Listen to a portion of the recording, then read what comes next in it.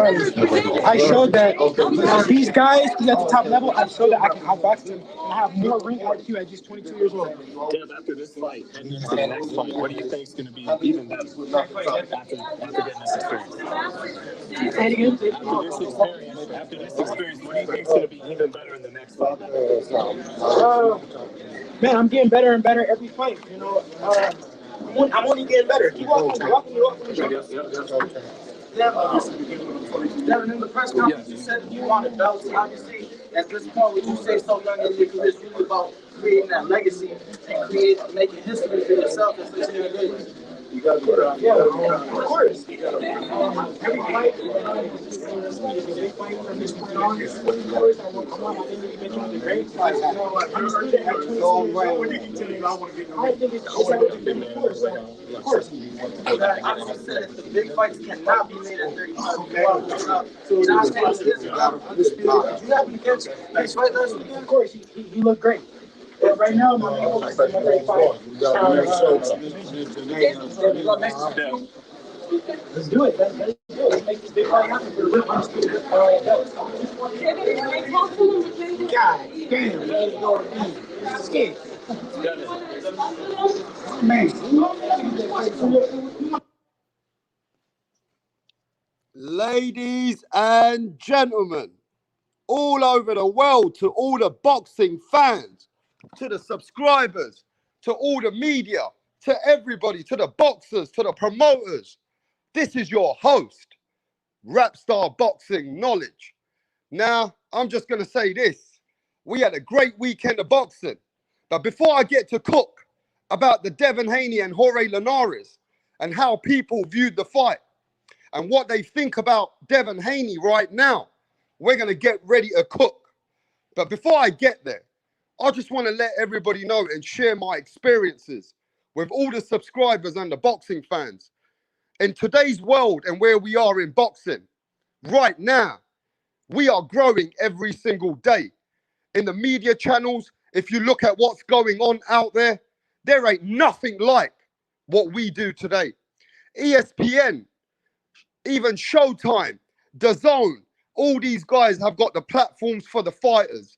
But there is no raw media when it comes to open platform. There is no media out here that speaks the way that Rapstar speaks. There is no open platform out there. ESPN hasn't got nothing on Rapstar. Showtime Boxing has got nothing on us because these guys don't take the opinions of the subscribers. We are an open platform today and we are growing by the day. And all the hard work and dedication, it just doesn't get done on the channel. You don't know the work that Rapstar puts in behind the scenes. That's stuff that you don't know. There's a lot of things that go on today on YouTube, but there is no channel like the open channels that we have. Now, there's a few channels out there. There is a few channels, but most channels are fanboys.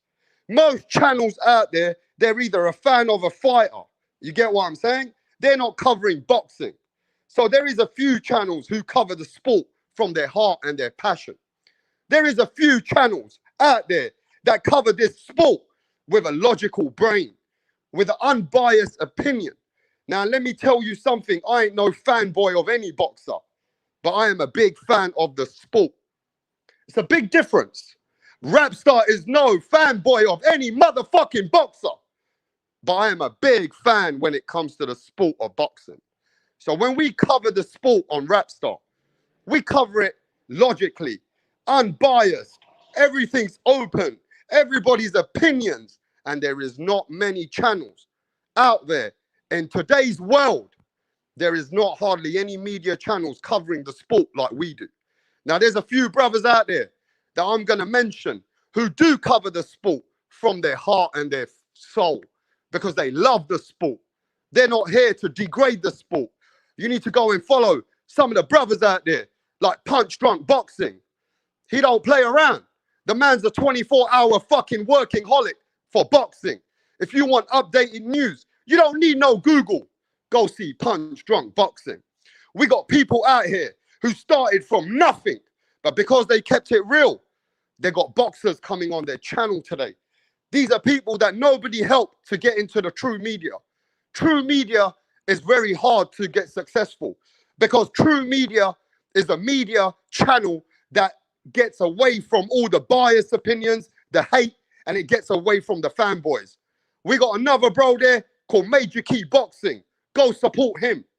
You know, we spoke to Benavides last week on his platform. So you guys need to go support the channels what boxers are supporting. I hope everybody enjoyed the interview a couple of days ago with Mauricio Suleiman, with me and Mauricio Suleiman chopping it up on Rap Star Boxing. Now, let me just say this. That goes to show you the respect that we have on our channels. That goes to show you the growth, the way that we came into the industry of boxing. And today, we are working with the boxers. We are working with the media channels behind the scenes. We are working with people who are wanting to give us their opinions. So just wait and look out for the future of what's going on. Big, big things are going to happen in the near future with Rap Star Boxing. But before I get, you know, over where we're going to be going and what we're going to be doing in the future, I want to touch about the current times, about the weekend. Now, everybody saw the big fight with Devin Haney versus Jorge Linares. Everybody wanted Devin Haney to be in a test. Well, it seems like the fans got what they want. It seems like you all got what you want when you saw Devin Haney in a controversial fight. Now, this is what everybody wanted. But today, when I woke up, I see so many channels saying Devin Haney is trash. Devin Haney is exposed. Devin Haney ain't shit. I'm seeing all these channels. And then I'll see the fanboys. Devin Haney is the best. The fanboys are like, you know, you got Devin Haney channels out there, and all they're doing is talking about Haney being the best. I get it. And then you've got those channels which are downgrading Devin Haney. Now, I'm not one of those channels. We're going to talk the truth here. We're going to say what we saw, and we're going to see what people think about this performance with Devin Haney. Rapstar is no hater.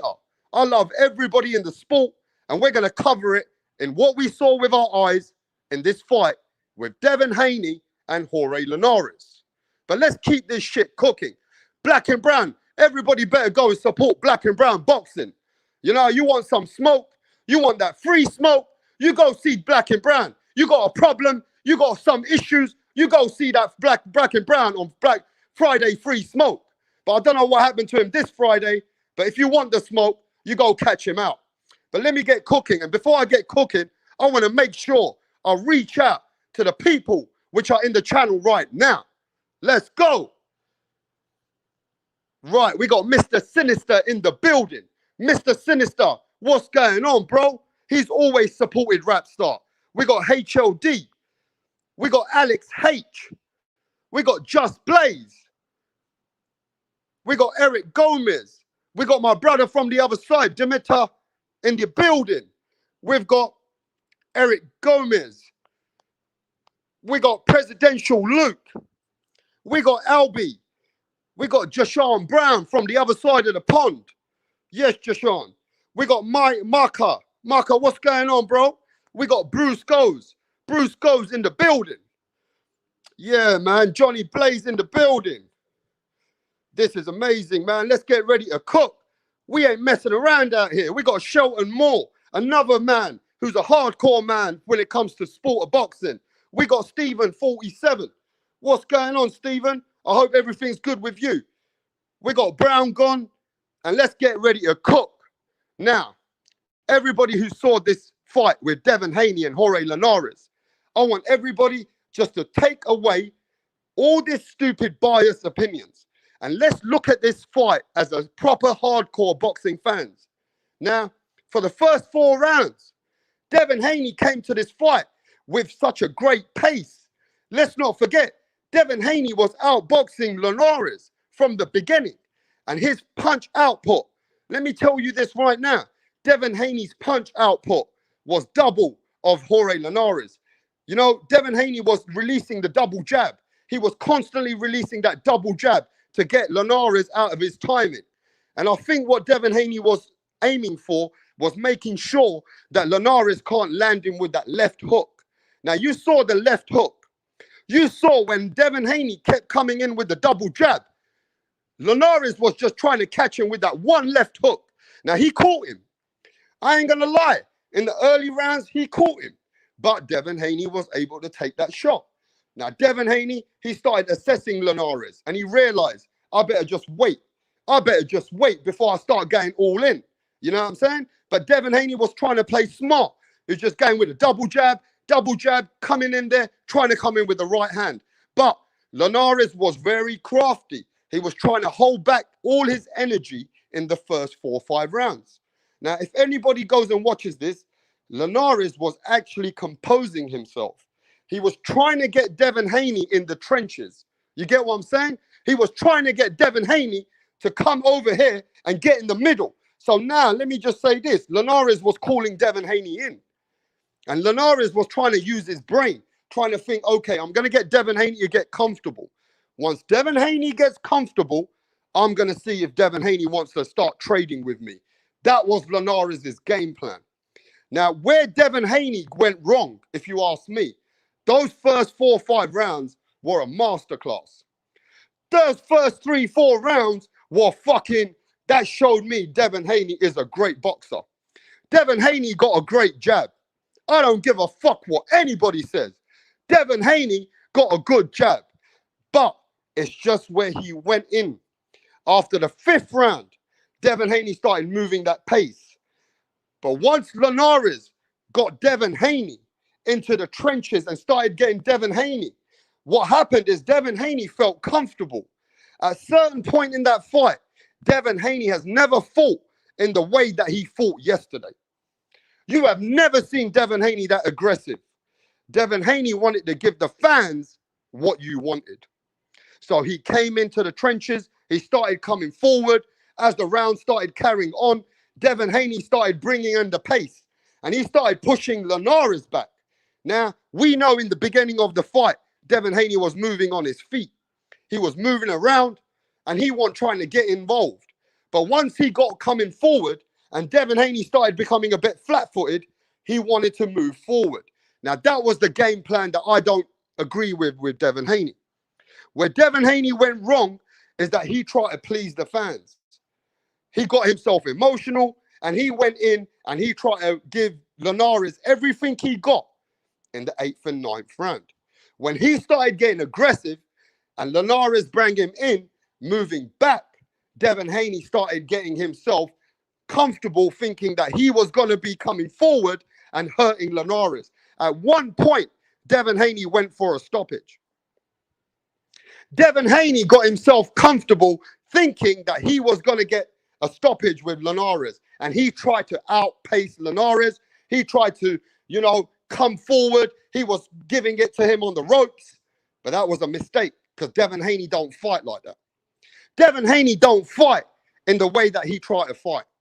And that's where he got sucked in. And when he got sucked in, he lost his energy.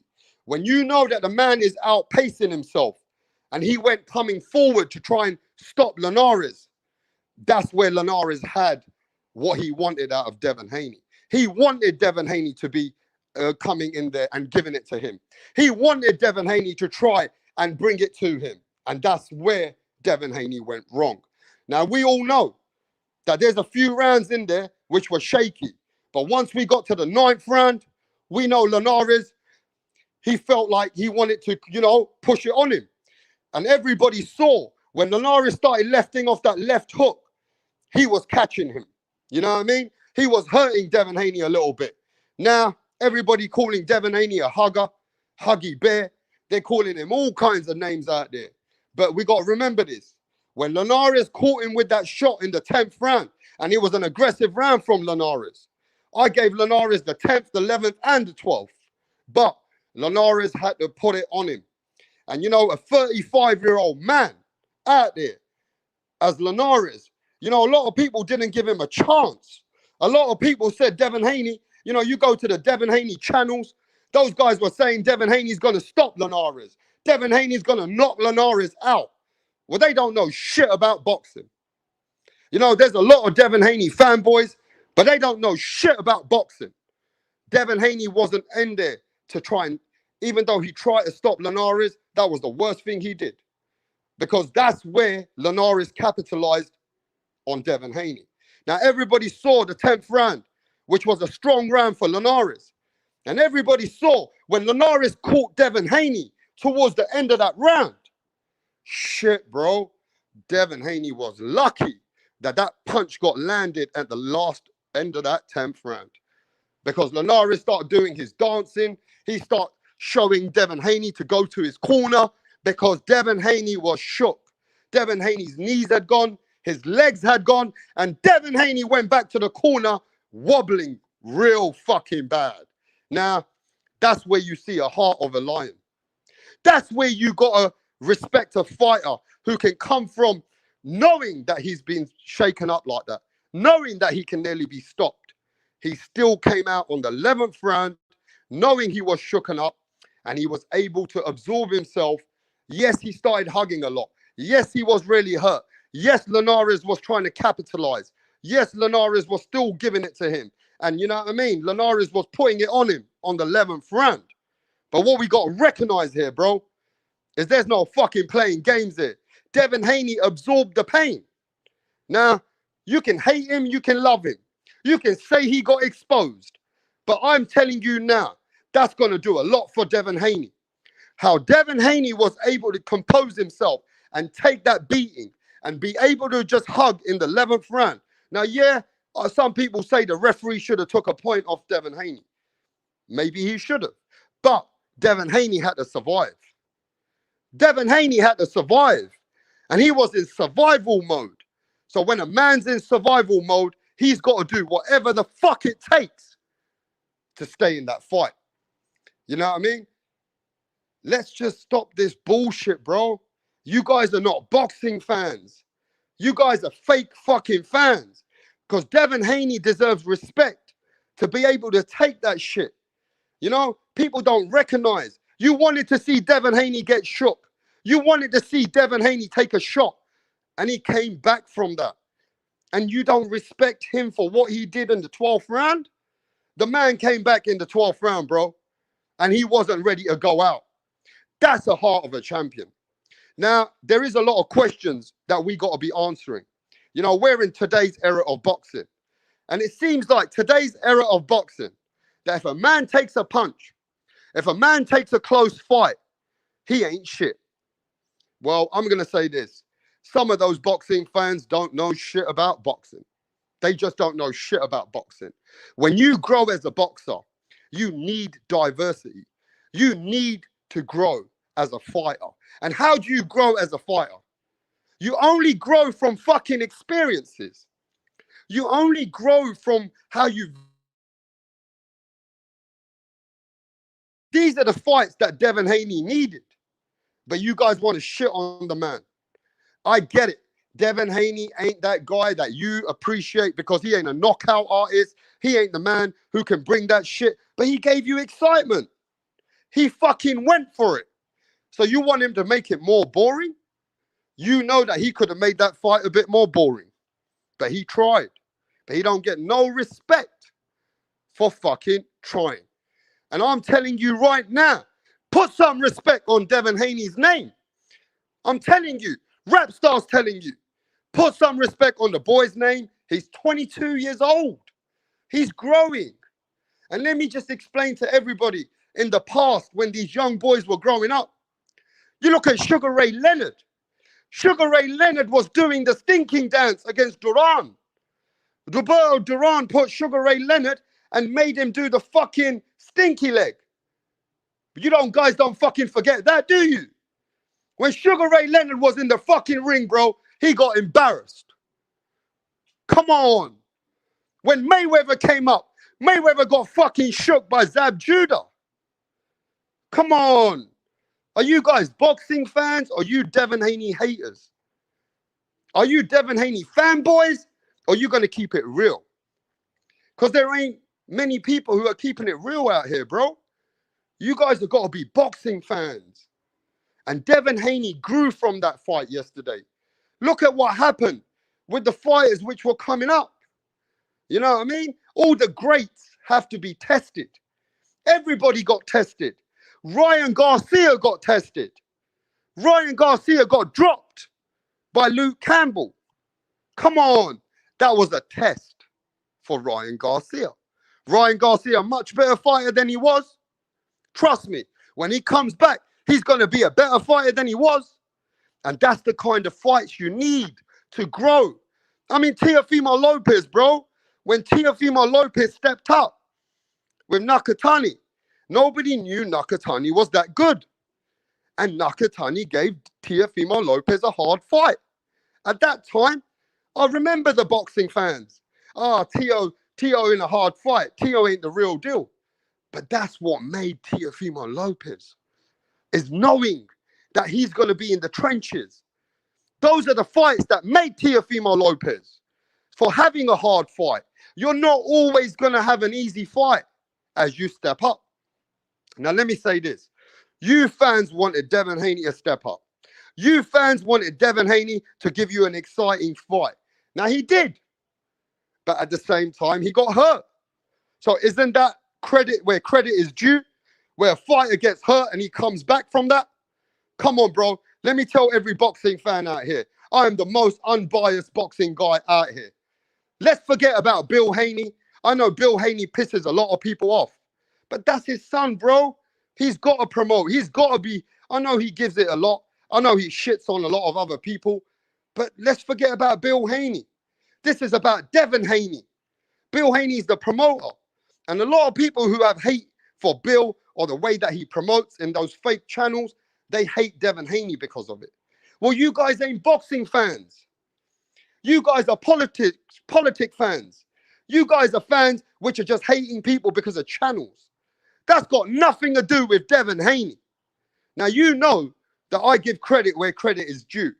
And believe me, I'm so raw that if there is a fucking bullshit in the fucking sport of boxing, I'm going to call it out. And you know that too. So let's just keep the shit real.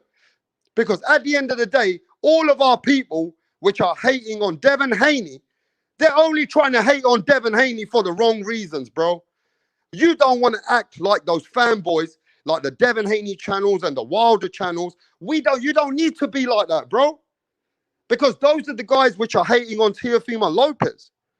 So give the respect to all the fighters for what they are. Not because of what you want them to be. Just because you don't like Devin Haney, you don't want to give him credit in the fucking ring. And that's not boxing. In today's climax, boxing fans have become haters. They're more personal fans.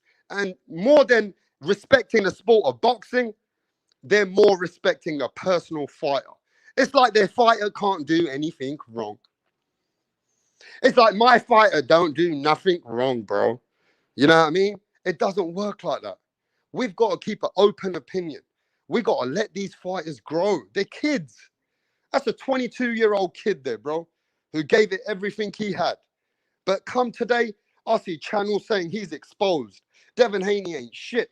Devin Haney can't do shit. Devin Haney being exposed by big channels. Come on, have some respect for the boy.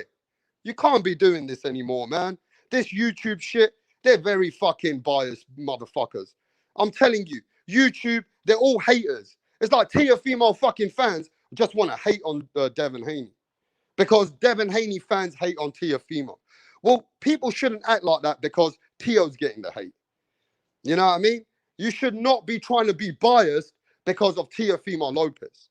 Now, one thing I will say, there was a lot of controversy. There was a lot of adversity in that fight. 100%. There was a lot of adversity in that fight. Now, he grew out of it, though. That's a growth. That's a growth for a fighter. When a fighter goes down sometimes and he comes back up, that's the heart of a lion. That's a champion. But in today's fucking climax, in 2021, oh, you can't have a hard fight. Oh, you can't have a hard fight. You can't get punched. Oh, you can't get knocked down. Man, go fucking watch something else, bro. Go watch something else. You ain't into motherfucking boxing. Because every boxer needs to have some diversity. You go into the sport of boxing to get hit. This is not fucking swimming. If you want to go swimming and get wet, go fucking swimming. You go to the sport of boxing to be punished and give punishment. These are the truth. And I'm going to say this and keep it real. Haney has a great jab, but he is overrated. That's from Tank Primetime. And Alex H says, well, karma is a bitch, rap star, and nothing will stop it. When you run your mouth too much, this is what happens. Hey, people are right. This is the wrong reasons for people to hate on Devin Haney. And Climsy Guy says, we will see if Teofimo is ready against Taylor when he fights Kambosos. 100% right, Climsy Guy. I also think these fighters today, they're calling out too many other fighters and not, focusing on their opponent. You look at what Devin Haney does. You look at what Teofimo Lopez does. You look at even what Ryan does, Tank Davis. They're always calling each other out. But what about the opponent they're fighting next? You know, I like Teofimo Lopez. He's the #1 lightweight. But, man, he ain't even been speaking about Kambosos. All I ever hear about him is Josh Taylor's a pussy. Devin Haney, I want Devin Haney next. Teofimo Lopez, all he says is, I want Tank Davis. Man, the way I look at it, I understand Teofimo is really, really confident. But he should be focusing on the fighter that he's got in front of him. You know what I mean? Because by him calling out everybody else, you're taking away from the opponent that you've got. That's another thing. Rap star, give respect to Haney because I said so. Jonathan Ramirez. Yo, Johnny Blaze says, LOL, Shelton Moore. Taylor is not ready for Crawford. Stay at 140. 1 foot out the door says, why would he exchange hooks with Linares after boxing circles around him? That's a good point. And let me tell you why 1 foot at the door. He tried to give you something that you keep complaining about. He tried to give you something that you're complaining about, and now you're not happy with it. Because he tried, and it's not good enough for you. Demeter says, Rap Star, you should go and watch yesterday what H said, or some other channels. They didn't give Linares 1 round. I told you, people, we're not that channel, bro. We're going to support all the fighters. We're not into that shit, punch drunk boxing. He says he spoke about Kambosos yesterday on my channel, but people and the media is asking him about everyone else but Kambosos. Hey, maybe that's true. Maybe the media channels and every other boxing people are more interested in bigger fights for Teo than Kambosos. But we all are doing a discredit and a disrespect to the sport. Even media is giving disrespect to other fighters that they're more interested in the big fight. But what about the fighter that's going to fight next? This is a kind of a pattern that's going on today. Shelton Moore says, okay, Mr. Sinister, Kambosos is going to fight. Hey, people giving Kambosos no fucking chance. No fucking chance. That's what it is. The way that Teofimo Lopez speaks about Kambosos, it's like Kambosos is his bitch. Teofimo Lopez got no respect for Kambosos. You know what I'm saying? So Kambosos respects himself. Kambosos has to just believe in himself because all of those American channels, I've seen all those media channels, they've got no chance for Kambosos. So if Kambosos gives 1 hard round to Teofimo, you watch how the world of those little minority boxing fans in America are going to shit on Teofimo Lopez. Because they don't know shit about boxing. Climsy Guy says, oh, I missed that one. Ray says, Rap Star, what up, my brother? Ray, I hope you're doing really well, my bro. 1 foot out the door says, Kambosos has an excellent stamina. But nobody giving him that respect. Andrew Tucker World, I'm cut from a different cloth, Rap Star. Much respect, bro. I respect all fighters. Well, that's the difference, Andrew. You're a boxing fan. You ain't a fanboy. You're a boxing fan because you come from the environment of respecting the sweet science of boxing. Andrew Tucker, we're losing people like you. We got more fanboys in media today than the people who respect the sport for how it grew and what the sport is. Andrew, this is where we are lacking, and today's people just don't have that knowledge. They don't even understand boxing, bro. They're coming in for a fucking boxer. They're not coming in for boxing anymore. And this is where it erupts our sport. You know what I mean? We got Demeter says, okay, Jonathan Ramirez says Mosley Jr. just gets big chances because of his dad. and he ain't done that good. Hey, Mosley Jr., man, it's not easy to fucking get in your dad's footsteps. Shane Mosley is a legend on another level, and I think, you know, not many sons are ever going to be what their dads are. That guy says, punch drunk boxing. Andrew Tucker, respect to you guys. Jake Paul stops Haney. Brown, I don't know where you come from, bro. Andrew Tucker says, that guy, much respect. Mad Chad says, rap star boxing, respect to you. Hey, man, Johnny Blaze says, I'm just saying, that was the problem. I respect what Devin did. He outboxed Linares most of the fight. Smash that fucking like button, Mr. Sinister. Tell them, bro. Tell them, bro. They need to support channels like us, which give all people's opinions, have no biased attachment, any attachment to any fighter. But we love the sport of boxing. So we love everybody in the sport of boxing. We're not going to be biased over here. We're not going to be, I mean, those channels were ridiculous yesterday, bro. Those channels were ridiculous yesterday. They said Linares didn't win any one round. Those were fanboys. They gave Linares no credit. But at the end of the day, they know that Devin Haney went through some serious controversy there. Instead of respecting Devin Haney, they're disrespecting Devin Haney by not respecting the other fighter. See, they're doing a disservice to Devin Haney. Those fanboys, they're not letting Devin Haney grow himself. And this is the part of boxing where in today's world, it's detrimental to our sport. Seblo says, Mosley was the only dude to really, okay. Jashawn Brown says, chop, chop, Cooley hurt Floyd. Exactly, bro. Exactly. Yo, Andrew Tucker well says, Rap Star, you right, bro. You speak the truth. That's why you my brother. And I love you, bro. Hey, you keeping it real, Andrew Tucker. You know I always support you. When I watch Andrew Tucker, everybody go support Andrew Tucker. Everybody go support Major Key Boxing. Everybody go support my brother Punch Drunk Boxing. Everybody go support Black and Brown. Because I've seen it with these guys. I know there's a small amount of them, right? I might be from another place on the other side of the pond. But I see a small amount of you guys that love the sport. You guys are like, you know, you guys remind me of having real guys who really appreciate the sport of boxing. Fuck any color. Fuck any race. I don't give a fuck about that shit, bro. That shit's fucking disgusting. You don't fucking like Devin Haney because he's fucking black. Shut the fuck up. You don't like Teofimo Lopez because he's from Honduras. Shut the fuck up. You guys are disgusting, bro. You guys are evil and you guys are disrespectful. Forget to the sport. You're disrespecting yourself. That racist shit by not giving credit to the fighter because of a culture and you don't fucking relate with him because you're a fan-friendly man for another fighter. Man, get the fuck out of my sport. Hey, that guy says, I still ain't seen the Mosley Jr. and Quigley fight. Seen it, quite a few people had it a draw. Hey, listen, that guy, I never even saw that fight. In fact, I only just watched Nonito Donaire knock out just about 30 minutes ago. I haven't even watched that fight, bro. But we're going to be cooking about the Devin Haney situation. Jashawn Brown says, Rap Star and the UK boxing fans are non-biased. I appreciate them. You know why, Jashawn? Because we grew up to the sport with our heart. We love everybody in the sport. We know what it takes.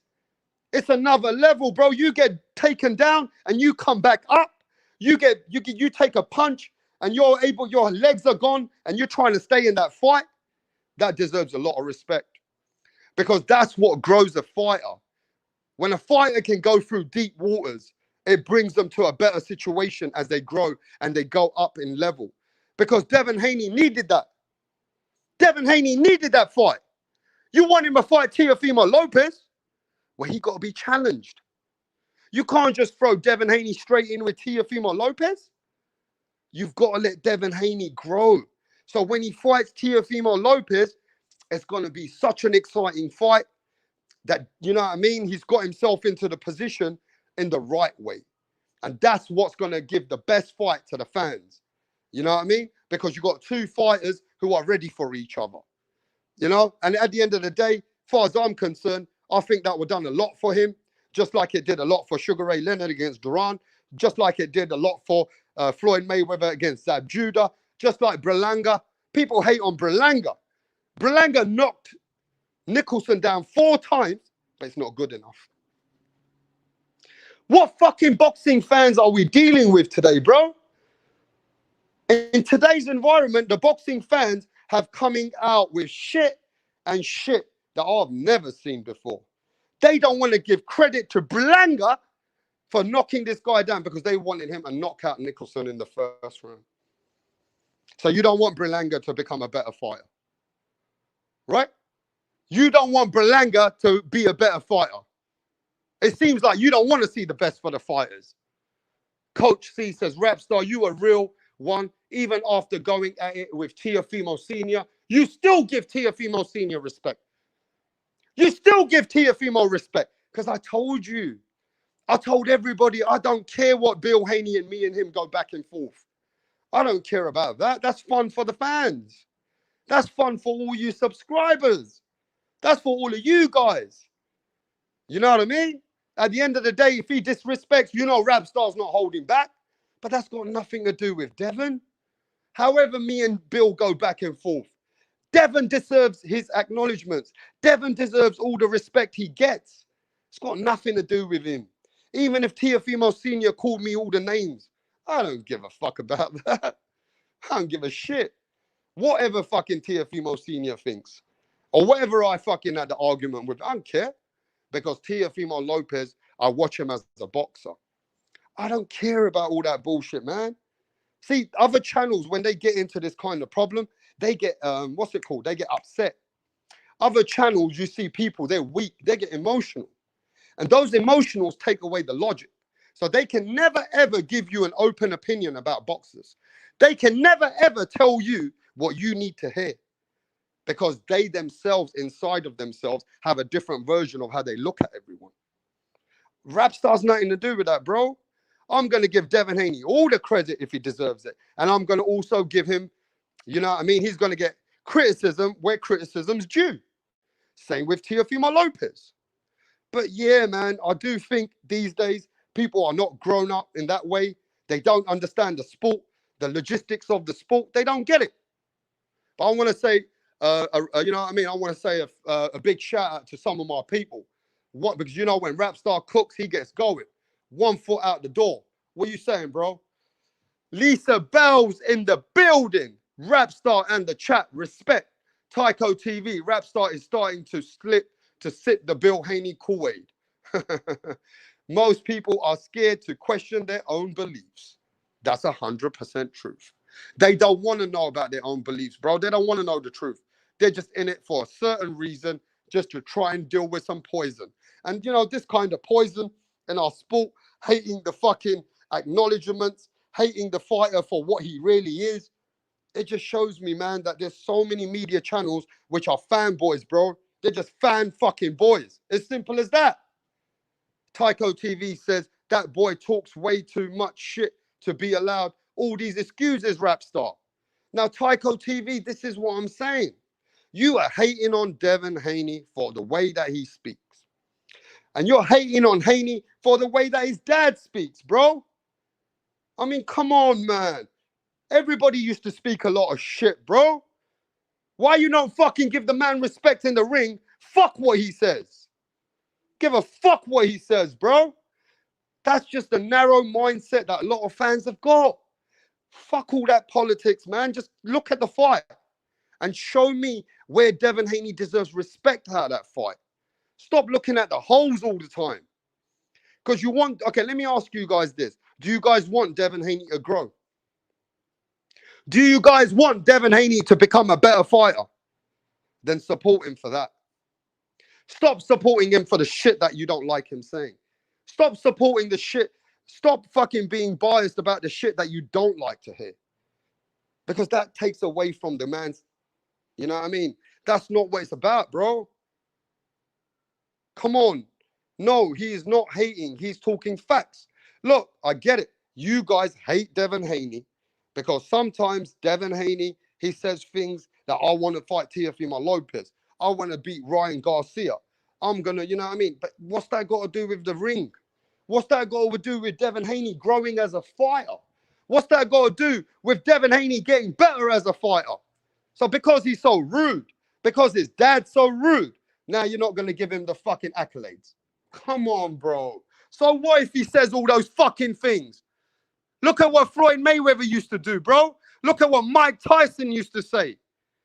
Look at the shit that fucking boxers used to say. But because you like those boxers, you don't give a fuck. You know what I mean? It seems like if Teofimo Lopez says a lot of shit, you don't give a fuck. So let's keep the shit real. Look, you know you guys are with us. You know you are subscribers. But we can't be biased because of the way that Devin Haney speaks. They ain't got shit to do about boxing, bro.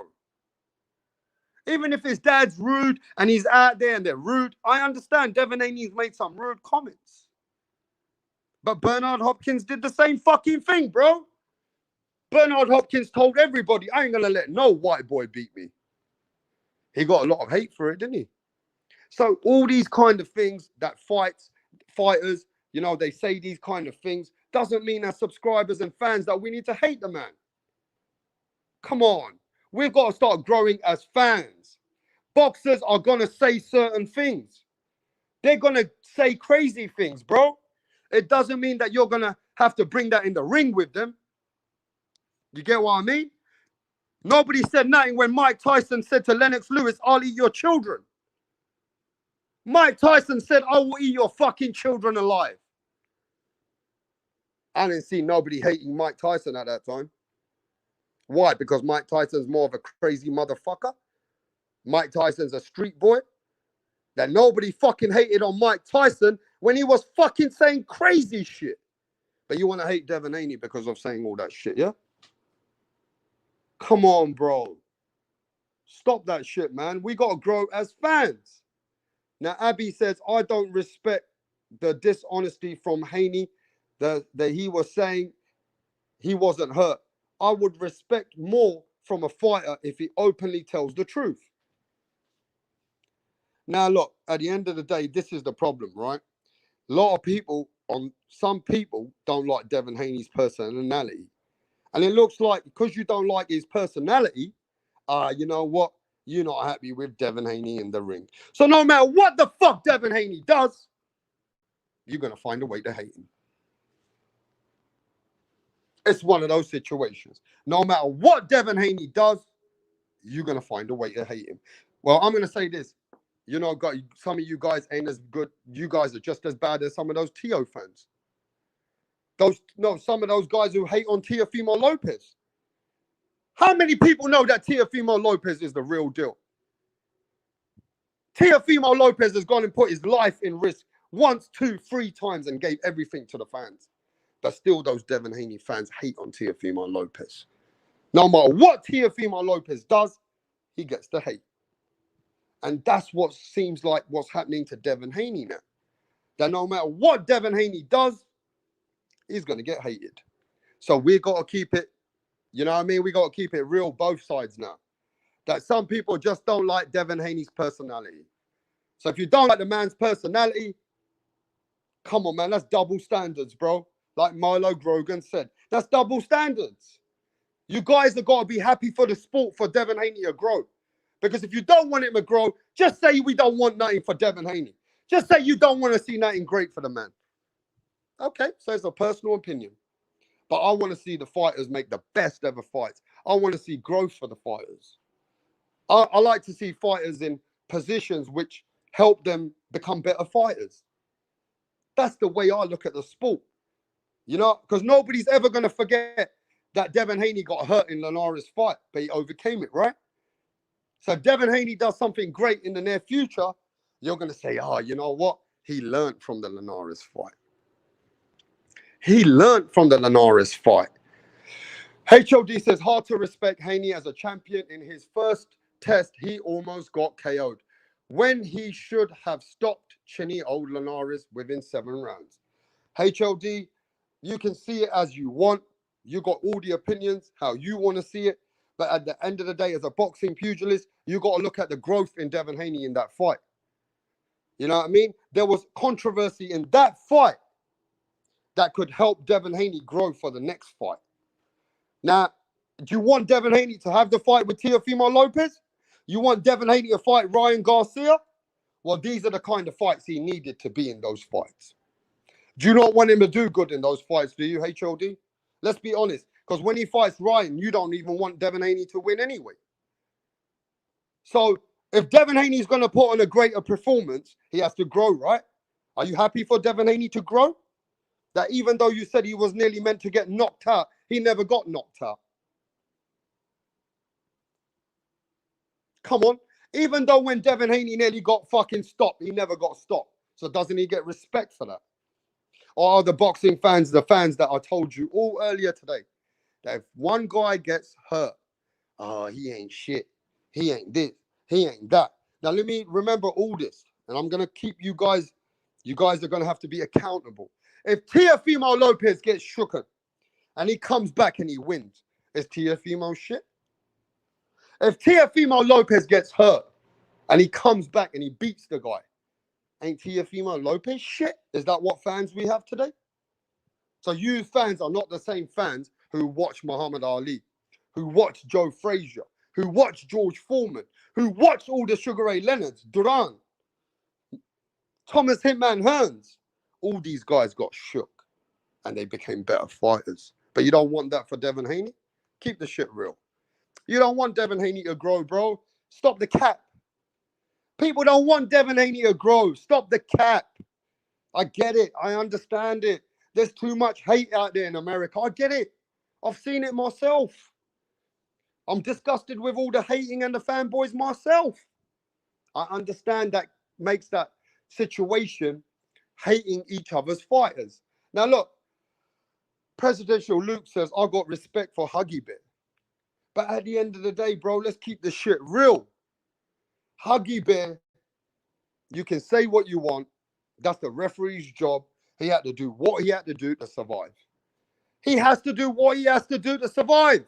When fucking Shane Mosley rocked Floyd Mayweather, when Shane Mosley rocked Floyd Mayweather had to hug.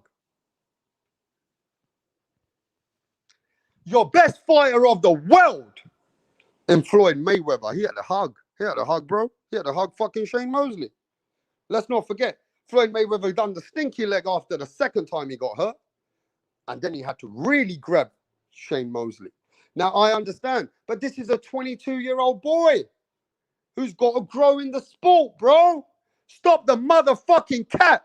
Hey, listen, you know I love all of you people when it comes to boxing. I got the energy for boxing. But come on, man. I think fans of today, they hating on fighters because they don't like those motherfucking fanboys and they don't like the way the fighter speaks. So you don't like the way the fighter speaks. You don't like his personality. So fuck you. No matter what you do, you ain't getting that respect. Come on, man. Black and Brown says Devin defended his belt last night and passed his test. It was a B grade for me. You know, that's Black and Brown being a fan. He's saying, look, man, at the end of the day, I need to see this boy grow. Not, you know, it ain't going to be how you visioned it. It's not going to go how you visioned it. But let me tell you this right now. Devin Haney tried his best to give the fans what they wanted. Devin Haney took himself out of comfort zone and started pushing that fight to Linares. But he don't get no respect for that, bro. He don't get no respect for that. That he put himself in a position to get knocked out. But that ain't good enough for you. You don't mean nothing to you, does it? I get it, man. I get it. I get it that you guys are saying to me that he hugged too much, he got hurt, and, you know, that's something you guys don't appreciate. But, you know, this is boxing. This ain't swimming. This ain't running. This ain't a 100-meter sprint. This is motherfucking boxing. You're going to get hit. You're going to get hurt at some point. Doesn't matter who you are. You're going to go through controversy. Isn't that what makes you a better fighter? Come on. Isn't that what grows you as a fighter where you are today? I mean, to be honest, that's true as well. The Devin Haney power, it is questionable. Now, that's being honest. You know, that's not being in any other shape or form. That's just keeping it real out here. That Devin Haney's power is not, it's a bit questionable. But this is where Devin Haney needs to keep the fight long. He shouldn't be trying to fucking please the fans. He needs to grow from this. He needs to recognize that he don't belong coming aggressive. He's not a come forward fighter. He's not even a good come forward fighter. He's better off being observant, moving his legs and keeping his jab because he got a good jab. One thing with Devin Haney, he got a really good, you know, he don't just release one jab. He comes with two jabs. And that sometimes is good enough to get a lot of fighters out of their timing. See, if you can get the fighter out of timing, Devin Haney's got that. And what Devin Haney needs to do is keep it boring. And he can't be just out there trying to please you guys. He needs to keep it boring. And if he wants to keep winning, he needs to move his legs and he needs to be in and out of there. He can't afford to get in the trenches. Maybe that's a true fact as well. Now, we're going to touch on that next. I haven't even spoke about that. You know what I mean? We got to touch on those situations right now. But let me just do this. I know some people ask me for the link. Some people are busy. But, you know, I'm cooking right now. But like I said to you, now, is Devin Haney ready for Teofimo Lopez? That's the big question. That's the big question. But that's a whole new different subject, bro. If we're going to go to that subject, well, let's at least start finishing with what you saw with Jorge Linares. You get what I mean? You guys have to see the growth in what happened in that fight yesterday. Now, if Devin Haney knows he ain't got that power, he's going to be a bit more observant. He knows that he has to stay on his toes. He knows he has to use his jab. He's got to keep that distance now. Now, is that good enough for Teofimo Lopez? That's the big question that everybody's got in the sport of boxing today. And Eddie Hearn, my friend Eddie Hearn, all the way from London. Eddie, you know, Eddie, I like you. Eddie, you know what I mean? You're doing a lot for the sport. But Eddie, I'm going to keep it real. You've been telling everybody, Eddie Hearn, that you got the money for Teofimo Lopez. Now, Eddie Hearn's been very vocal this time. That he said, I got all the money for Teofimo Lopez after this Kambosos fight. I don't know if that's a good idea now. You know what I mean? Is Devin Haney ready right now for Teofimo Lopez? I don't think so. I think Devin Haney does need to grow another one or two fights. Now, is Devin Haney ready to challenge himself for Teofimo Lopez? That's another question. Now, at the end of the day, did that performance tell everybody that is he ready for Teo? Well, I don't know. Because a lot of people are saying to me right now that Teofimo Lopez would put Devin Haney asleep. But again, let me tell you right now, Devin Haney's got the skills to outbox him. Now, I don't know if that can go into the trenches in the later rounds, because you saw that if somebody can take Devin Haney to deep waters, Devin Haney's in trouble. Should he fight Teo straight away? Man, if Eddie Hearn wants that fight, I somehow don't believe it. Somehow after that, I think Devin Haney needs to grow, and Devin Haney needs the Javier Fortuna fight. If Devin Haney can get the Javier Fortuna fight after Javier Fortuna and Diaz fights, because I've got Javier Fortuna winning that fight, I think that's the next quality step up for Devin Haney. He needs Javier Fortuna. But at the end of the day, as far as I know, Teofimo Lopez, man, he carries bombs in his hands, man. And I don't know if Devin Haney got that style that can keep Teo away. Teo going to be coming so aggressive from the first round to the fucking whatever round. Teofimo Lopez is going to be coming. And he ain't fucking, he's going to be coming like a pit bull out here. So I don't know if that's a good move for Devin Haney to try and get himself in position to fight Teofimo Lopez. But isn't that everything that they've been talking about? That's everything they wanted. But that performance there are some questions for that fight. I think Javier Fortuna is a better deal for Haney. and get himself in position to say, you know what, now if he can handle a Javier Fortuna, I think that can grow him even better. So by the time he fights Teofimo Lopez, the fight is going to be a bomb. So let's see what Dimitar's saying. Dimitar's saying, if the lower competition did KO Linares, champion should able to run through him easily. And that was not the case, Rapstar. But Dimitar, let me ask you this. Have you seen a fighter from the first round outboxing Linares to the 6th round with double output? I'm just saying, does he get respect for that? Because at the first fucking rounds, bro, Linares was just, he was getting outboxed. The jab was working. Do you get respect for that? Does he get respect to grow for that? At the end of the day, everything's a growth, isn't it? So he also realized that he can totally outbox Linares. He could have kept that boring, I think, in the 9th or 10th round. But he tried to get involved, and that got, he paid the price. He fucking paid the price. Seb Lowe says Loma needs to come back and get some action. I get it. Loma probably does need to come back and show these people. Now, let me ask everybody this. Do you think Lomachenko would have dealt with Devin Haney last night? Do you think Lomachenko would have been able to deal with Devin Haney's double jab?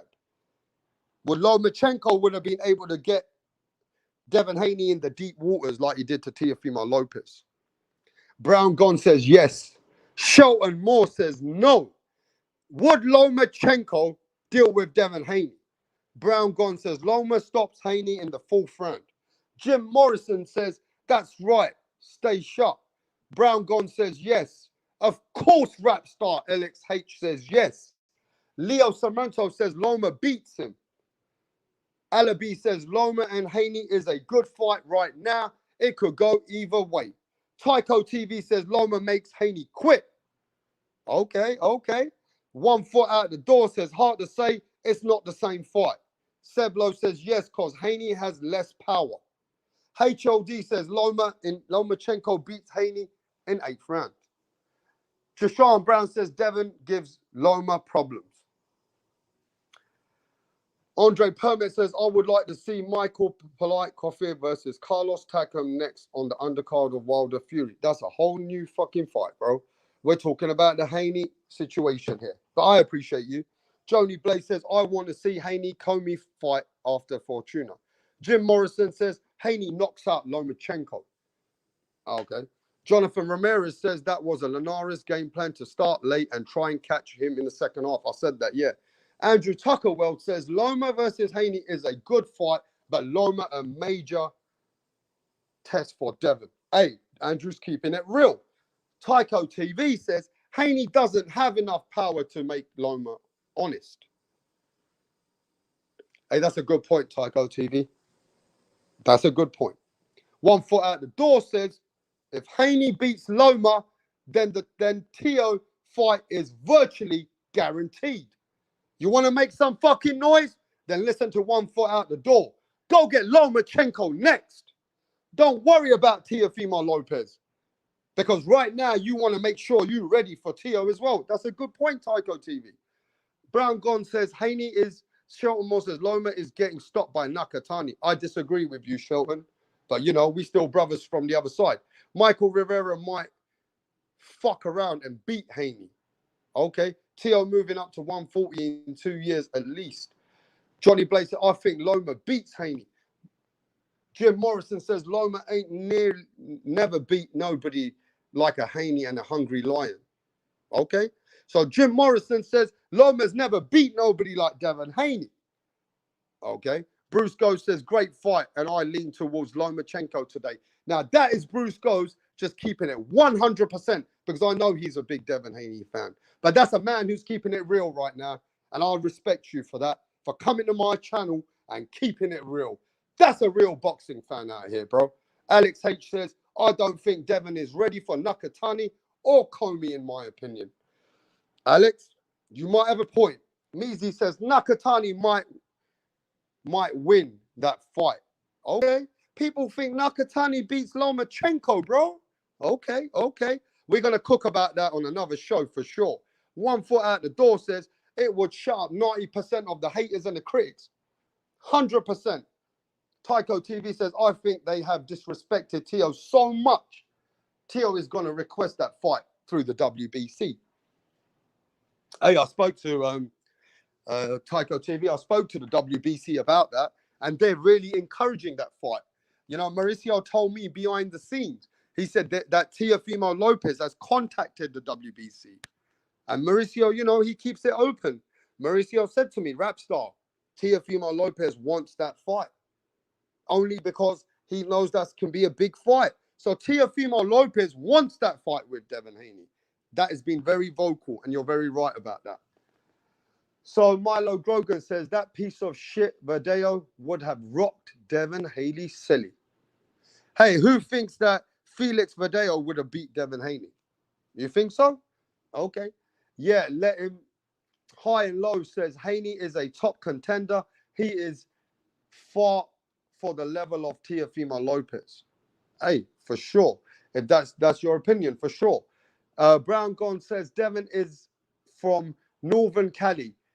Black and brown, Northern Cali boxers can't fight. Mackie says Rap D Hodges wants a debate. D Hodges is always welcome. He knows that.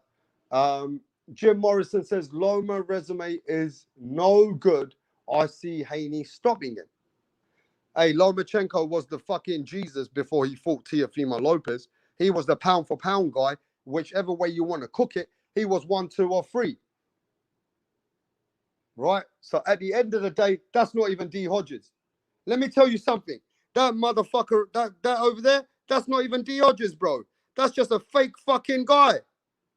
That's a fake fucking guy, bro. He just coming out here trying to be someone. That's a fake fucking motherfucker out here, bro. I'm telling you now. And you know, the reason why I don't send open links, let me tell you what these fake people have been doing. They're scared of channels like us growing.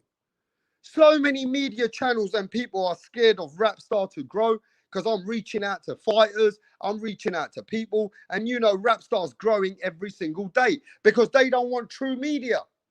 Those fake American fans don't want true media, bro, because they know that we are fucking detrimental. We're too powerful for those fake channels. I keep sending links for debate. I keep wanting to debate any one of these motherfuckers. And every time I send them the link, they send me people with dick pictures. They're trying to shut down my channel. They shut me down in the end of November when I came in the beginning of November. And they shut my channel down for all the fake reports and trying to put explicit photos on my channel. So now I can't even send an open link to these idiots. Because these idiots are so scared of channels like us that they want to shut us down. But you know, we gotta keep it one step ahead of these little pussies. So I've learned my lesson already when I was out of the game for 3 months. You ain't never getting rid of me now, because now I'm coming in the media for real. I promise all my people that I will be in media soon. There ain't gonna be long until Rapstar will be in media because boxing needs Rapstar and Rapstar is in boxing. I've been told by big people behind the scenes that Rapstar, we need you in boxing. I ain't gonna say no names, but people are gonna see soon that I've been reached out to. I'm chopping it out behind the scenes, and I'm gonna grow my content, and I'm gonna start building relationships. I'm gonna start growing and opening doors, and that's just the inspiration I have now. So if you think Rapstar, you know what I mean, that you're gonna come at me, well, you're in trouble, bro, because I'm coming 10 times bigger. So I'm sorry to break that noise to all the haters. But, you know, Rapstar getting ready to come back 10 times stronger. And we're going to be growing. That's what we do. This is a sport that we love. And I'll tell you this right now. There's a exclusive stuff coming soon. That I'm not one of these guys who name drops. You've never seen me name drop. But I'm telling you right now that media channels knows the people I know. There's big channels right now that know that I've given them fighters to speak to. When I came up in the game, I was networking. I was sending people to people. because I've got love for fucking the sport. I've been giving people contacts because I don't care. I want people to start growing with my fighters in England. I've reached out to fighters and say, go over here. Until I grow, until Rapstar grows, I was giving people opportunities to speak to people because I love the sport. That's what I want. And if you're going to want to network and you want to grow, then of course I want people to grow. But when you see so many people who don't love the sport and they don't even appreciate the sport, then unfortunately, I don't want nothing to do with those people. It's just simple as that, bro. You know what I mean? But look, let's get straight to it. HLD says Linares and Gamboa were going to retire after Haney, but now it feels like they're ready to become the new undisputed champion. You're trying to make fun out of this, huh? You're trying to make fun out of this, my brother. Andrew Tucker says, Rapstar boxing knowledge is the truth. And I said it. Boxing needs you. And that's the truth. Andrew has always shown me support. I will always network with Andrew. Andrew's given me nothing but respect behind the scenes. I've seen the passion the man has for the sport. And, these are the kind of people we need in the sport. We need that network between our country and the people on the other side. We need to grow together. We need to help the sport of boxing. And we don't want to be involved in the politics. We don't care if those fucking fanboys or those channels hate him and those fucking fanboys are taking it out on those channels and discrediting the fighters. We're bigger than that. We can see past that. We can see way past that, dude. We're not into that bullshit. But let's keep it rolling out here. Alex H says, Johnny Blaze, I'm trying to tell them, bro, but they don't get it. When it happens, they will be making millions off the excuses on why his favorite fighter lost to a better fighter. Okay. One foot out of their door says it was a little funny. Hey, man, look, let me tell you this, guys, right now, right? At the end of the day, where boxing is today and where we're growing as a sport, we need to find more reason to motivate the sport than actually discredit the sport. Instead of hating on the sport, we need to show ways to uplift this sport because that's why other people and other sports are trying to downgrade our sport. You know what I mean? We don't want to be downgraded by MMA fans. We don't want to be in a situation where fans can see other fans, right, shitting on fighters, being, disrespectful to cultures. This is a sport of boxing. We're one big family. Whether we're from Australia, Japan, whether we're from China, even down to fucking, Venezuela, Puerto Rico, Dominican Republic, Mexico, America, Canada, England, anywhere. We're all one sport. We're just, this is one world boxing. This is not an individual sport for, this is just for my country. It's for everybody. And that's how we grow in the sport. We need to grow the sport and, be able to just share the fucking knowledge and start getting rid of the hate and start getting rid of that poison. Because those fanboys today, they never even give Linares fucking one round. And those fanboys today who hate on Devin Haney, they didn't give Devin Haney no credit. So there's a bunch of channels which are so toxic, right? They didn't even give Linares anything. And there's a bunch of channels because of the way that they conduct themselves that they don't give no respect to Devin Haney. And that's the imbalancement between the fans. That in today's fan base, because of media channels that you don't like and the disrespect, you don't like the fighters, what they're doing, you're not going to give respect to the other fighter. You get what I'm saying? That's just the way it goes. Johnny Blaze says, great move, boxing forward. Hey, that's the way we got to go. Ryan Dork says, Rapstar Matchroom leaving Sky, good to UK boxing. Only hardcores will get Sky household name. Hey, I heard about that. I know that Eddie Hearn is moving now and he's getting away from Sky, but he's got a major, the money that he's got this deal with DAZN, he wants to be an exclusive DAZN promoter, so he wants to grow all over the world. Matchroom's looking to go to Australia, Japan now. They're trying to grow in Saudi Arabia. So, of course, now, you know, their joint relationship and their common interest is with DAZN. Matchroom don't no longer need to be with Sky. But, you know, there's going to be another player now who's going to work with Sky TV. Because don't forget, Sky bring the biggest fucking boxing and made it with Eddie Hearn. If Eddie Hearn didn't have the Sky platform, he wouldn't be where he is today. So, of course, now he's moving on. I get that. That guy says, exactly. Love the rivalry rather than use it against them. That's right. You need to love that rivalry. You need to love that situation that we got this boxer doesn't like that boxer. That boxer fucking hates on this. That's what builds the fight. That's how we're going to grow. That's how we're going to be like, you know what? Boom, we want to watch this shit. You know, instead of getting a personal, how do you call it? A personal opinion on a fighter because you don't like him. Get rid of that. Get rid of that. I'm telling you, you'll enjoy the sport better. You'll be happy to watch the fights, even at a much, much more better. You know, it'll mean more to you. Go and have a look in the past. I understand there's always been that detrimental, I like this fighter. He can never do anything wrong. But, you know, come on, man. Let's keep the shit real. You saw all the Haney channels today. They're all saying that Linares never even lost a round. And then you've got the other channels who hate those guys and say that Haney didn't even, he got exposed.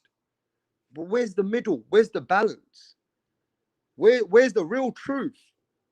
To give some credit. You got to give credit to Linares. I mean, where does Linares go from here? You know, the man fucking gave a great performance. He might have been knocked out in the past, but Linares came and dug deep. He gave the fans what they wanted. Yeah, he didn't start early, but Linares is old now, bro. He had to pace himself. When Linares came, he came. He came. And that's where I think we need to give some respect to Linares as well, bro. You know what I mean? Tycho TV says, Rapstar, he did get exposed, though. I get it, man. I get it, man. He got a little bit exposed. He got hurt, but he overcame it. Like Floyd Mayweather got hurt with Shane Mosley, and he overcame it. Sugar Ray Leonard got really badly hurt with Roberto Duran. He got hurt worse, but he overcame it. I think with Devin, he wasn't ready for that controversy. So in the 11th round, he had to do a lot of holding. Yes, he did, because he was fucking hurt, bro. I'm telling you, a lot of fighters, they can't even deal with that when they're that hurt. So he does have some resistance. Does Haney get no respect for resistance in that fight? No. Does Haney get no fucking respect for being hurt like that to stay in the fight? No. He got hurt, but he didn't get knocked out. He got hurt and he took it. Punch Drunk Boxing says Haney does give old people hope to continue, but myself love looking after my elders. Shelton Moss says, I missed your message, Shelton. Sorry, bro. HLD says, how did Leonard respond after getting hurt? Well, Leonard, let me tell you, HLD, Leonard never just responded. He actually got into survival mode. Leonard went into survival mode to get through that fight with Roberto Duran. Leonard, the golden boy, where the whole America were all over him, he had to get into survival mode. You know what I mean? He had to dig deep and get through that fight. And Leonard went through a lot of depression after that too. You know what I mean? But he came back stronger. Now that's the difference, is how you come back from it. Remember that. It's how we learn from it to come back from it, bro. Bruce Goes says, Leonard went toe-to-toe in that fight, Rapstar. It was a very close fight. Yes, but once Leonard got hurt, man, he didn't want that toe-to-toe, bro. I knew at that point Leonard was, he had to be strategic. Because there's nobody hurt Leonard until he got hurt like that. You know, Duran at that first fight took Leonard's soul with that punch. And this is where I'm saying that I understand the Huggy Bear, you know, Devin Haney, he been exposed. It depends what you want to see. It depends if you want to see the fighter grow. It depends if you want to see the fighter in that position. And yeah, you might turn around and say, but Rapstar, that was Linares. So what did you want him to do? Keep it a boring fight? He tried to give you something. He tried to stop Linares and it backfired. Are you not going to give him any respect for trying or even getting hurt to be able to just get through the storm of the 11th round? Isn't that going to help him next time round? Or oh, he's just totally been exposed, does he? What about the first 6 rounds? What about the first 4 or 5 rounds, how he was putting on a master show? Even though he was getting touched with a left hook, he was using that jab really well, wasn't he? How about he was using his legs? Look, at the end of the day, I just think right now, the problem is with the boxing fans, if you get hurt, bro, you ain't shit. If you get put into controversy, you ain't shit. But what about how you come back from it? Come on.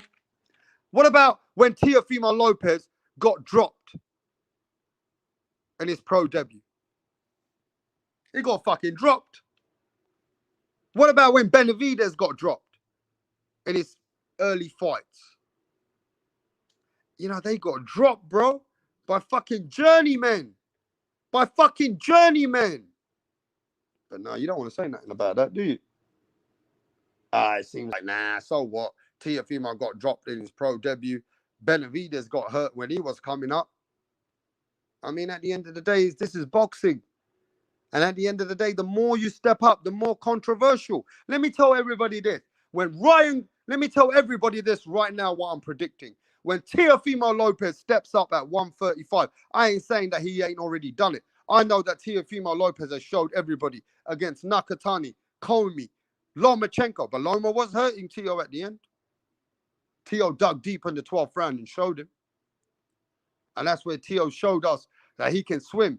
He can get in that deep waters and he can deal with it. That's where Loma backed off on the 12th round. Yeah? But once Teo still keeps stepping up. Now, I'm going to say this. I know Ryan's going through a little bit of mental issues. I know Ryan is coming back from his anxiety. But I'm going to keep the shit real. After I saw Ryan come back from that Luke Campbell, when he got dropped, that showed me Ryan got some heart. Ryan has got some grit. And Ryan is not going to be... You can't stop Ryan Garcia unless you put him to sleep. Now, if Ryan can just fight with a bit more composure and Ryan can come back stronger, man, Ryan Garcia might be able to give Teofimo Lopez everything that he wants. We don't know that. We don't know that, bro.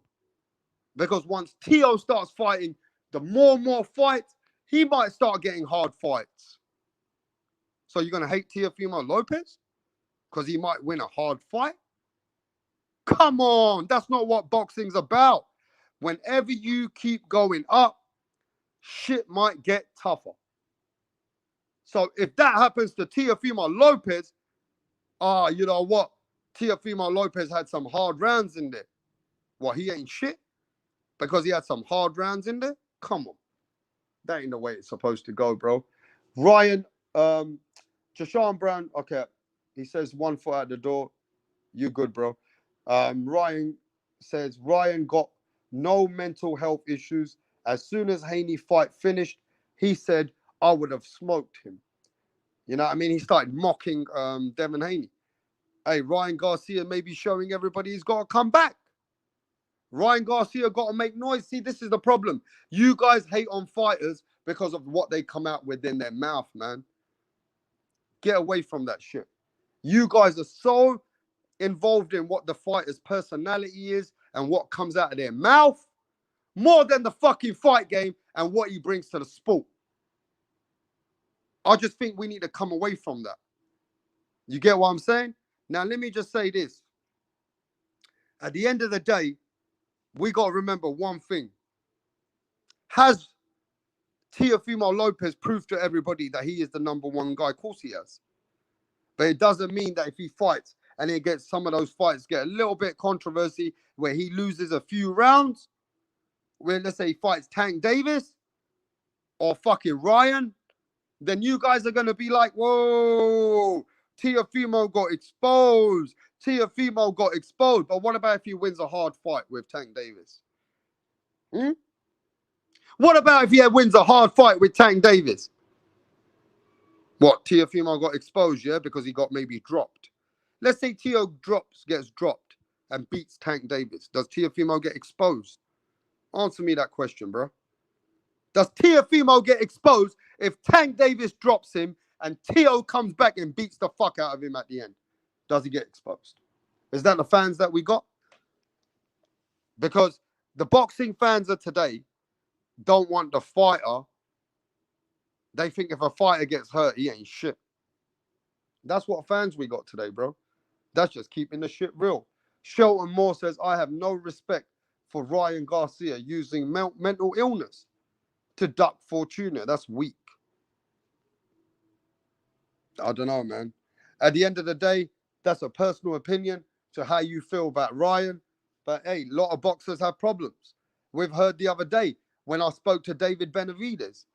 I spoke to him and he said, yeah, he had a problem. You got to own your accountability of the problem, though. It's okay to say, yeah, he told everybody that he's got a problem, but I do think you need to own accountability of that problem. HLD says Tank Davis is no old Linares. Keep it real. The competition is not even close. So let me ask you this, HLD. If Tank Davis drops Teofimo Lopez, but Teofimo Lopez wins 7 rounds in there, you're going to give Teo all the respect? Or are you not going to give Tank Davis that respect? Huh? Tycho TV says, no, we don't see boxing like that. Look, at the end of the day, I'm not saying you personally do, but majority motherfucking fans do. Because the problem is I've got today, I can see it already. Everybody expected Rap Star to be like the rest of those channels. Devin Haney got exposed. Devin Haney ain't shit. Devin Haney being wobbled. Devin Haney got rocked. Devin Haney ain't done shit. Devin Haney's going to get beat the fuck out. Was that what you expected out of me, right? You expected me to be one of those channels hating on the Teofimo Lopez channels and just keep shitting on Devin Haney. Well, you at the wrong channel. I'm not that guy. Now, just because Bill Haney came at me and Bill Haney said some things under the table and which were, they were a bit harsh. I said a few things to Bill as well. Doesn't mean I'm going to take it away from Devin.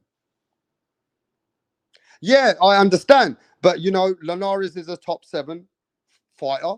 It's his first ever test. I've got to give Haney some credit in that fight for what I saw. And then also I see that, there was a point in that fight that Devin Haney was hurt.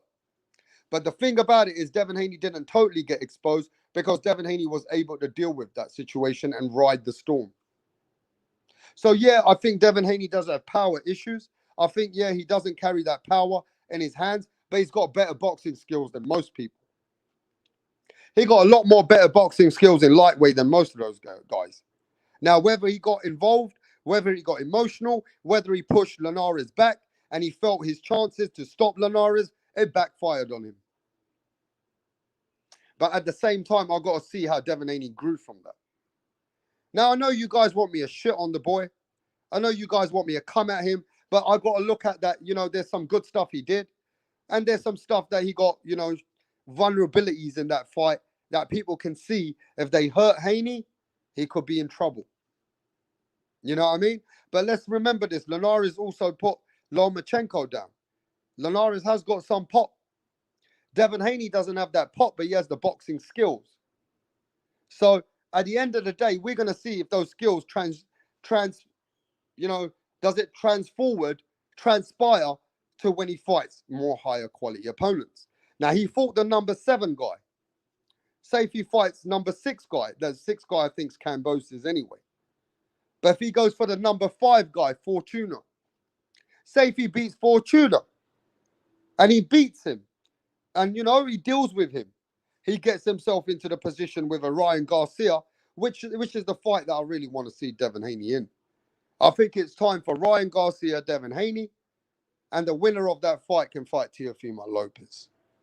Because at some point, they got to challenge themselves. Now, yeah, I get it. That Devin Haney showed vulnerabilities. Devin Haney showed in the later on in that fight that, you know what, he was gassed out. But he dealt with it. He overcame it. He hugged through it.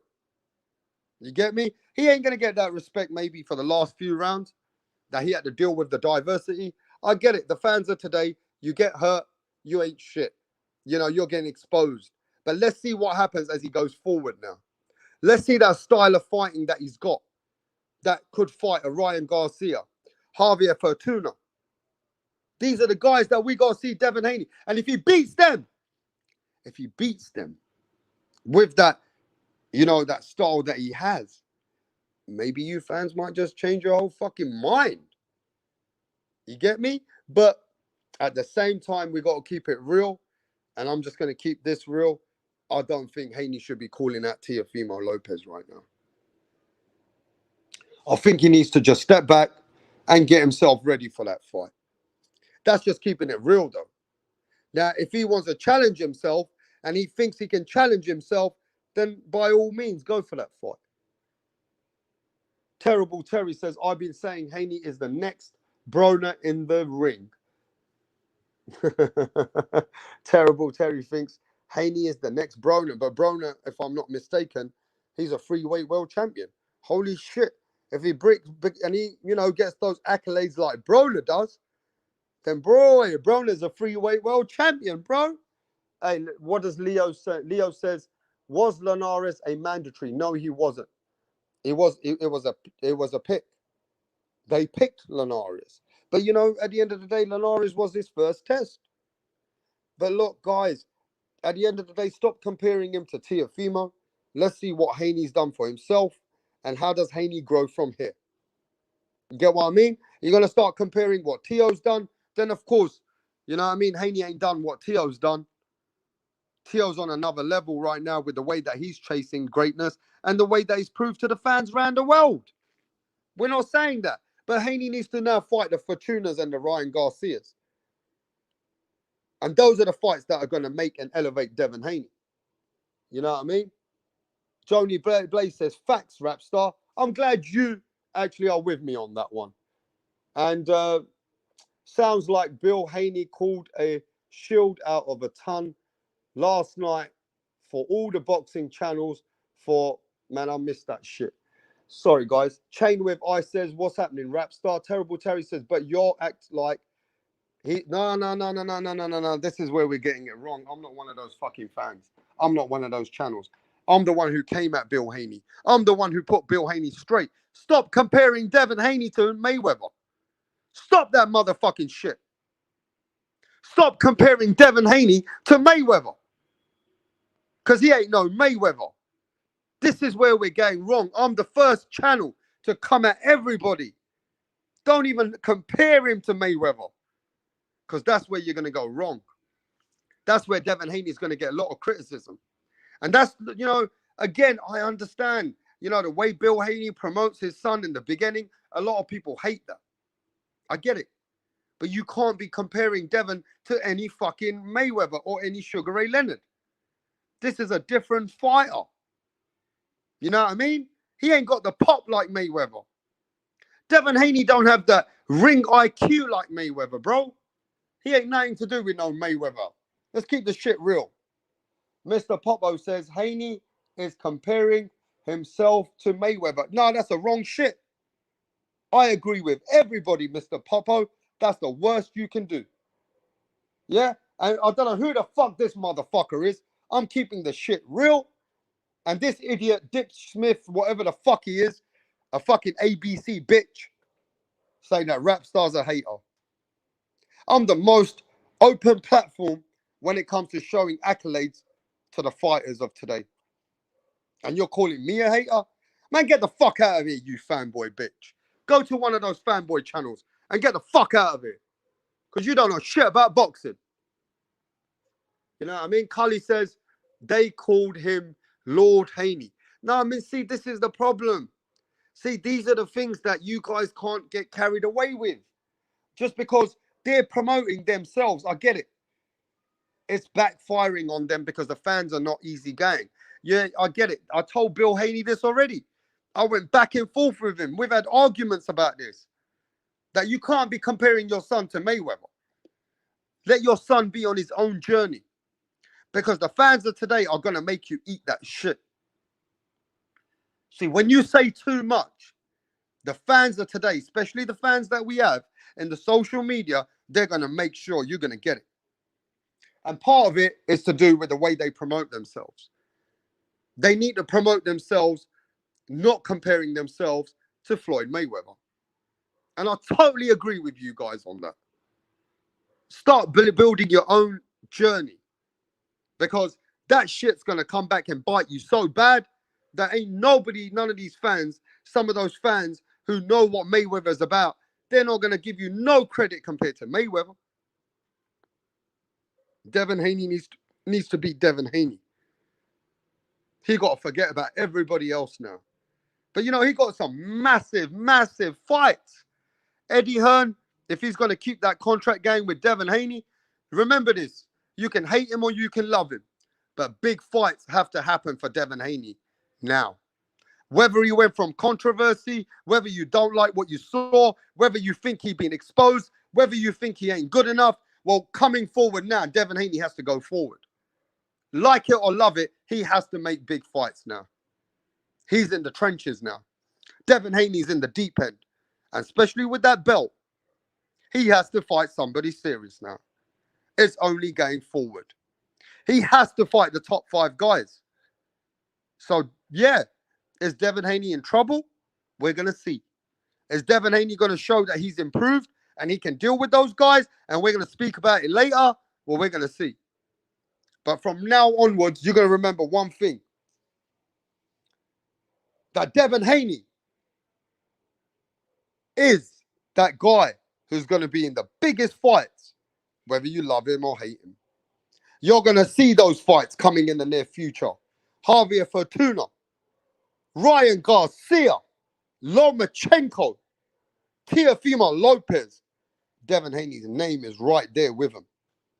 So now he's got to sink or swim, bro. He got no choice.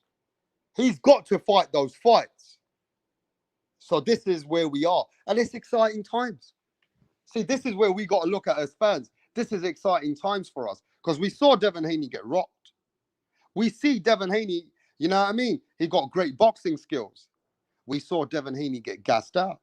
But this is what's going to cause the excitement now. Yeah, this is that Amir Khan situation. People want to see Amir Khan all the time back in the day, because Amir Khan's that fighter that could get knocked out or he can win. But yeah, Amir Khan had a lot more heart, though. I ain't going to lie. When Amir Khan, he would give everything he's got. He don't care if he's going to get put to sleep. Those are the controversies that made those fighters, bro. Now, Devin Haney's controversies, Devin Haney's, you know, where fans don't think he's the real deal, that's what's going to fucking make the big fights. People are going to watch now. They're going to be like, shit, let's see what happens.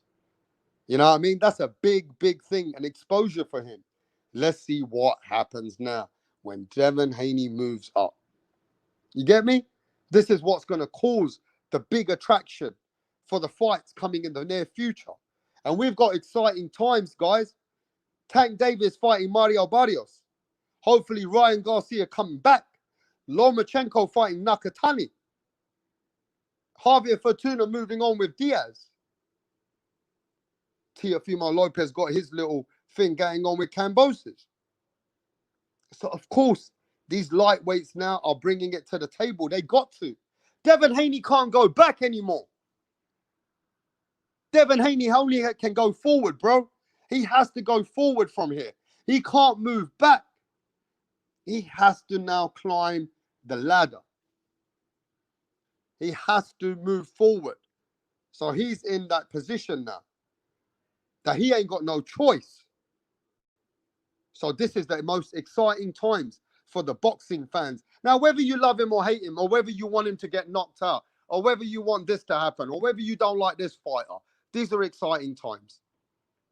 These are the times of boxing that we need to recognize that we're going to be excited about it. So whether you hate him, bro, be excited that his next fight is going to be a bigger fight, because he's got no choice too. So at least now we're going to get those controversy fights. We're going to have to get that situation. pushing forward. I asked Mauricio Sulaiman, can we get Devin Haney to fight Teofimo Lopez? He says that's the fight we want. They want to make that fight. So the Haneys, they've been talking about Teo. Boy, you might have to back it up. Because Teofimo Lopez is telling everybody, and I'm going to say this right now, even behind the scenes, I'm going to share this with you guys, that behind the scenes, Teofimo Lopez spoke to some of my people, and he spoke to some of the people I know, and he really wants to fight Devin Haney. That's a fact. Teofimo Lopez actually wants the Devin Haney fight, and he's been wanting that fight for the last few months. Now, my question to all you guys, to everybody around the world in boxing. Now, let's be honest. Do we think that the Haneys want Teofimo Lopez, though? That is the big question. Do the Haneys really want Teofimo Lopez? Because I don't know. If the Haneys really want to fight Teofimo Lopez, is that too much for him to ask for? I don't think he really wants that fight right now. Now, that's not me keeping anything away from anyone. I just don't think that Eddie Hearn and the Haneys would go straight away into that fight. I think the Lomachenko fight is big for Devin Haney. Ryan Garcia is massive. Ryan Garcia, Devin Haney is a massive fight, people. I'm telling you, that's a massive fight. So Haney can make some big fights. Even with Javier Fortuna. He doesn't need to chase Teofimo Lopez straight away. And MMA says that Lomachenko would stop Haney. MMA champ says Lomachenko will stop Devin Haney. Okay. Hey, Lomachenko got some different kind of skills. You know Lomachenko got better skills than Linares. Alex H says Ryan versus Haney is a great, great fight. That's what I'm saying, Alex. We can't wait for those fights now, bruv. As a boxing fan, let's stop looking at the personality. Who gives a fuck what he comes out of his mouth? Who gives a fuck what comes out of Ryan's mouth? We just want to see the fights. Yeah, we get involved in some of that hype talk, but we're not those fanboy channels, bruv. At the end of the day, we just want to see the fights. That's why we're in boxing for. We're not here to be a personal boxing fanboy. Just want to see the biggest fights. Okay, let me ask everybody this. Now, look, let's keep it real. Let's keep it logical. And let's just see where the fans are today. What fight do you want for Devin Haney next? Let's keep it real. As boxing fans of everybody in the channel right now, we got about 37, 38 people in there right now. And don't forget to smash that like button. And if you're new to the channel and you like the raw boxing content and the truth that the way we bring it to you, please subscribe to the channel. But yeah, smash that like button. Tell me what fighter really, truly now that you guys want to see Devin Haney fight next. Give me a fighter. Demetra says Comey. I like Comey. Yeah, Demetra says Comey. To be honest, a healthy Lomachenko against Devin Haney. Teo for the real undisputed. I mean, that's in your eyes, Ryan. Because a lot of fans think Teofimo Lopez is already fucking undisputed. Rapstar Boxing Knowledge, the chef from the UK. We only do 3-course meals, Kelly. You know that. We don't chop no fucking fast food out here, bro. We don't do no McDonald's and Pizza Hut, bruv. When we chop it up, we're doing 3-course meals. And when we feel like it, we're going to get to the master Michelin chef and do 5-course meals, bro.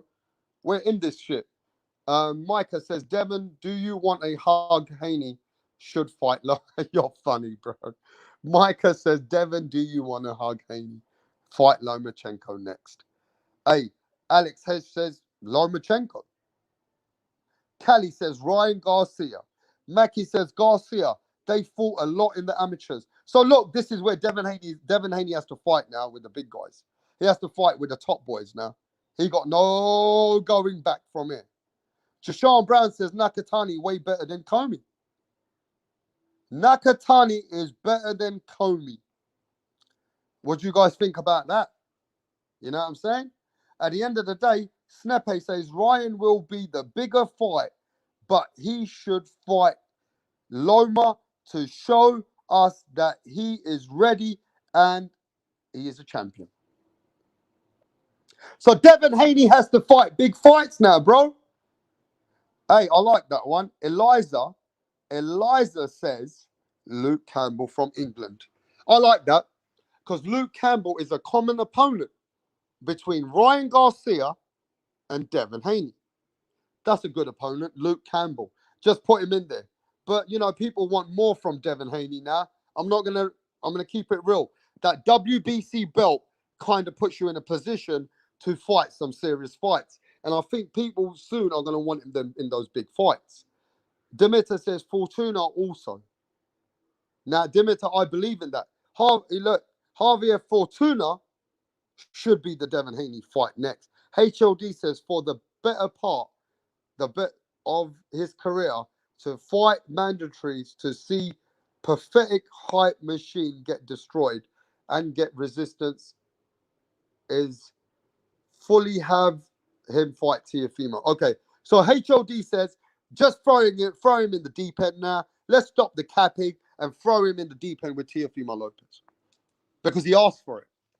The Haneys have been calling out Teofimo Lopez for over 1 fucking year. Put him in the deep end now. Stop the cap. Put Hades in the fucking deep end with Teofimo Lopez. Because you asked for it. So the fans are going to be pushing for that fight. Luke is also okay for a hug. Dimitar, you funny, man. I know you ain't going to give Haney that much credit because of the last few rounds he lost. It seems to me that's enough for you to say that Devin Haney ain't the real deal. We're going to see in the near future.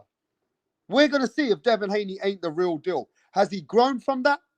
Does he get better from that? Does he prove to the fans that he's better than what he showed you? Time will tell. Jashawn Brown is ready for Devin Haney versus Teofimo Lopez. Fuck it. Devin Haney been calling out Teo, right? Devin Haney been calling out Teofimo. So let's stop the cap.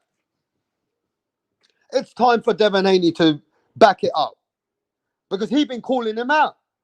So people say, we just want to see that fight. Has the Haneys done it to themselves? Has the Haneys asked for something that they're not ready for? Because they've been calling it out. So now the Haney fans want it. See, the thing is, we got boxing fans everywhere. But even the Haney fans, right? Listen to me right now. Even those biased, even some of those biased channels, which are just about Devin Haney, they want that fight. Haney fans want Teofimo Lopez next. So if Haney fucking wants it next, all the Haney fans want Teofimo Lopez next, fuck it then. Let's have that Teofimo Lopez fight. If Teofimo Lopez beats Kambosos like everybody thinks, fuck it. You've been asking for the big dog. Well, now it's the big dog is coming for you. The fans are not going to look. Even the Devin Haney fans want Teofimo Lopez. Even the fans who are not the biggest Devin Haney fans now say, let's fight Teofimo Lopez. Sometimes you got to, sometimes what you wish for could be detrimental to yourself. So is this the time that because he's been speaking so much, that the fans are like, fuck you now. You better fight Teofimo Lopez. Whether you're ready for him or not, the fans want it. Tycho TV says, Haney gives Gamboa a rematch next. Man, fuck that shit. Then you're going to see Rapstar cook. Then you're going to see Rapstar give some criticism. Because, when it comes to criticism, I ain't going to play around. So Devin Haney needs to make some big fights now. He's going to have to. He's got no choice or move to 140. If he can't deal with it at 135, and he feels like, he's weight draining himself too much, because as you know, we spoke to the sanctioning bodies, and, they think that Devin Haney should be at 140 as well. Because Devin Haney, they reckon that he brings too much weight when he, when he comes back to the ring the next day. He's putting on 20 pounds at a time. So is Devin Haney need to go to 140? That's another question for Devin Haney. But I think the fans now, especially from America, from what I can see, from everybody that I can see, they want to see Teofimo Lopez, Devin Haney. So Devin Haney might not have no choice but to fight the real deal. And you guys think, whether you love him or hate him, that's the fight that Devin Haney's been asking for.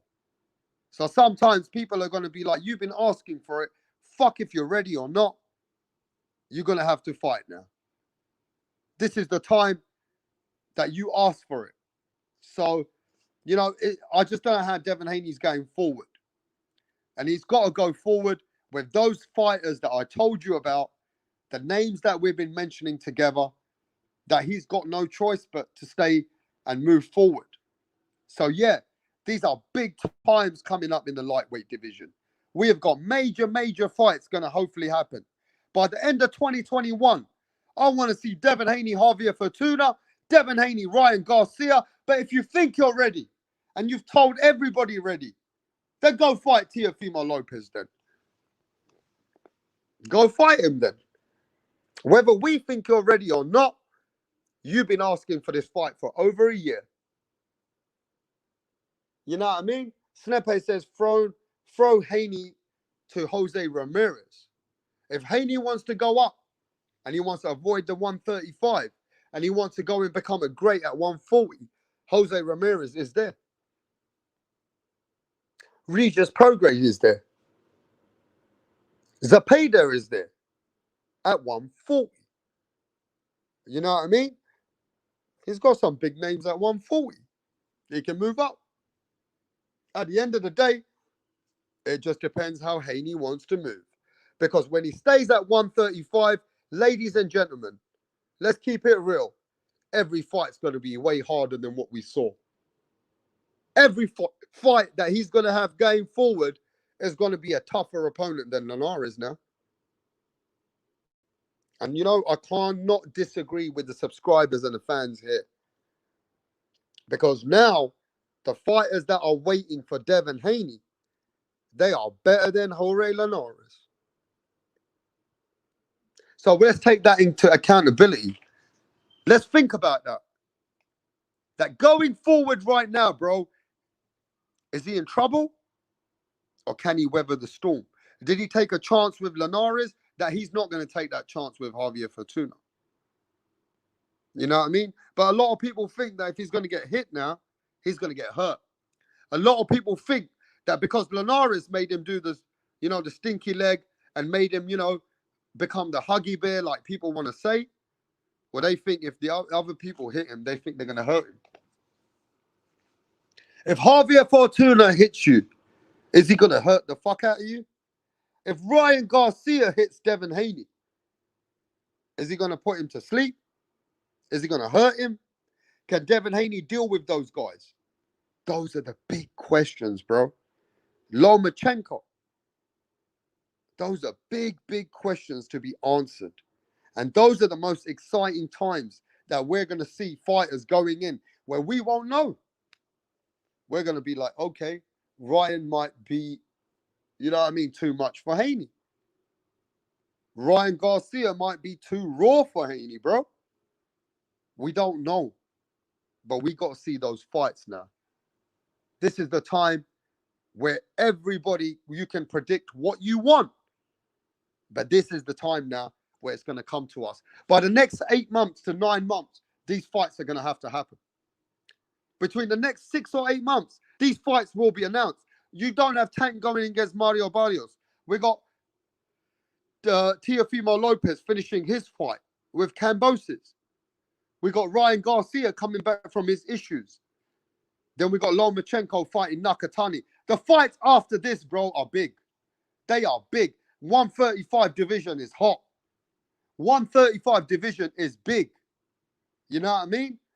In fact, there's more noise over here now than most divisions. So the big fights are coming for Devin, for Teo. Teo's already done what he had to do. But big fights might be coming for Loma if he beats Nakatani. Ryan Garcia, and Javier Fortuna. These are the big, big fights that we're going to hopefully see them mix it up with. You know what I mean? So hopefully you're going to see what you want to see now. Whether Devin Haney can deal with it or whether Devin Haney gets put to sleep. Because I know most of you fans think that after Linares hurt him, I think most of you guys think that some of those fighters are going to hurt him worse. And I can see it from the fans, the way they're speaking in the last 24 hours. That you guys think that Devin Haney is getting put to sleep. But that makes everything way more exciting. See, Devin Haney's stock, to me, has gone up. Devin Haney's stock has gone up. Because whether you like it or not, there's some exciting shit going to happen. And because he's vulnerable, and because he showed you he can be hurt, people are going to want to watch. People are going to be more interested because they saw that Devin Haney is some controversial shit and people pay for that. This is why people are in boxing. A lot of people made Floyd Mayweather because they hated Floyd Mayweather. You know what I mean? A lot of people loved Amir Khan because Amir Khan was chinny. That's the whole reason what Amir Khan was Amir Khan. You get me? So there's going to be controversials what's going to sell Devin Haney. This controversy is what's going to build him now. Whether you like it or not, Devin Haney is going to be in that big, big, big fights. So let's get ready, people. Ladies and gentlemen, we're going to see some big fights going forward. Now, Haney has to deal with the demons. We understand the test wasn't 100% proved as an A+. I give it a B-. I'll give that a B-. You know what I mean? That was not an A+ performance. That wasn't. There were some, questions to be answered there. So Devin Haney, I think now people are going to be a bit more, even his fans. I think the Devin Haney fans are a little bit like the real fans. They're going to be like, shit, bro. Devin Haney, when he moves up, it could be hard now. You know what I mean? Stop comparing the man to Floyd Mayweather. I don't get involved in that shit. So I'm not bothered about all those discussions and conversations. I'm just looking at Devin Haney, how he's going to go forward. Fuck all that mystic, how you fucking promote him like that. Fuck all that bullshit. Because that's going to destroy the way the people are going to look at him and people are going to shit on him. You know what I mean? So Devin, I think you just need to grow into your own pants, grow into your own feet, and let's not compare you to anybody. The way I see it, I think that's what brings back the backlash. That brings the hate, and that makes people not liking Devin Haney nowadays because Devin compares himself to the greats. Boxing says Haney should fight Fortuna or Comey and then fight Teofimo. Who agrees with that? Devin Haney should fight Fortuna, then Richard Comey, and then fight for Teofimo. You want him to grow? Or you just want him to get knocked the fuck out? That's the difference now. Do the fans want Devin Haney to be just in a situation where he can't give you the best fights? Or you want to see him get to some good fights and then go for the biggest fight? That's ask the fans. You know? At the end of the day, Demeter agrees with boxing. Demeter says, I agree with that. Now you're keeping it real. You don't want to see Devin Haney just go in and not be able to perform. So you want to see him grow. That shows me you're a fan now. That you want to see Devin Haney get ready for Teofimo to give Teofimo a harder fight. And one foot in the door said, depends who you ask. HOD says, when have we given Teofimo so many excuses? I mean, at the end of the day, it depends how you look at it, bro. If you want to give Devin Haney some excuses, like Devin Haney's made excuses, I don't know. I mean, who's making excuses up, bro? Devin Haney's been saying a lot of shit that people don't agree with. And I think people hate the way that Bill Haney been talking about shit as well. That's why he gets a lot of backlash there. You know what I'm saying? I want to see Devin alive. Demeter says, don't throw him in with the big dogs like Loma and Teo. I want to see Devin at least be able to get in that situation Alex says Ryan should be a great step up fight for Haney. I think Ryan and Devin Haney is a big fucking fight, man. That's a huge fight for you guys out there in America. That's a massive fight. I don't know who wins that fight. I'm going to keep it real. Right now, I don't know who wins that fight. You could possibly edge it to Ryan Garcia. You could possibly show that Ryan Garcia took a big shot, but he still came back stronger. You can say that. You can say Ryan Garcia got a stronger chin than Devin Haney. But you can say Devin Haney got better skills than Ryan Garcia. Devin Haney got better feet and a better jab than Ryan Garcia. Maybe Ryan Garcia got more power and more grit. I think he got more power and he's got more grit. But he keeps himself open and he keeps his head up high. He's not great at keeping himself away from the distance like Devin is. But, you know, he's stronger than Devin. That's going to be the fight for everybody to see who's the guy out of those two.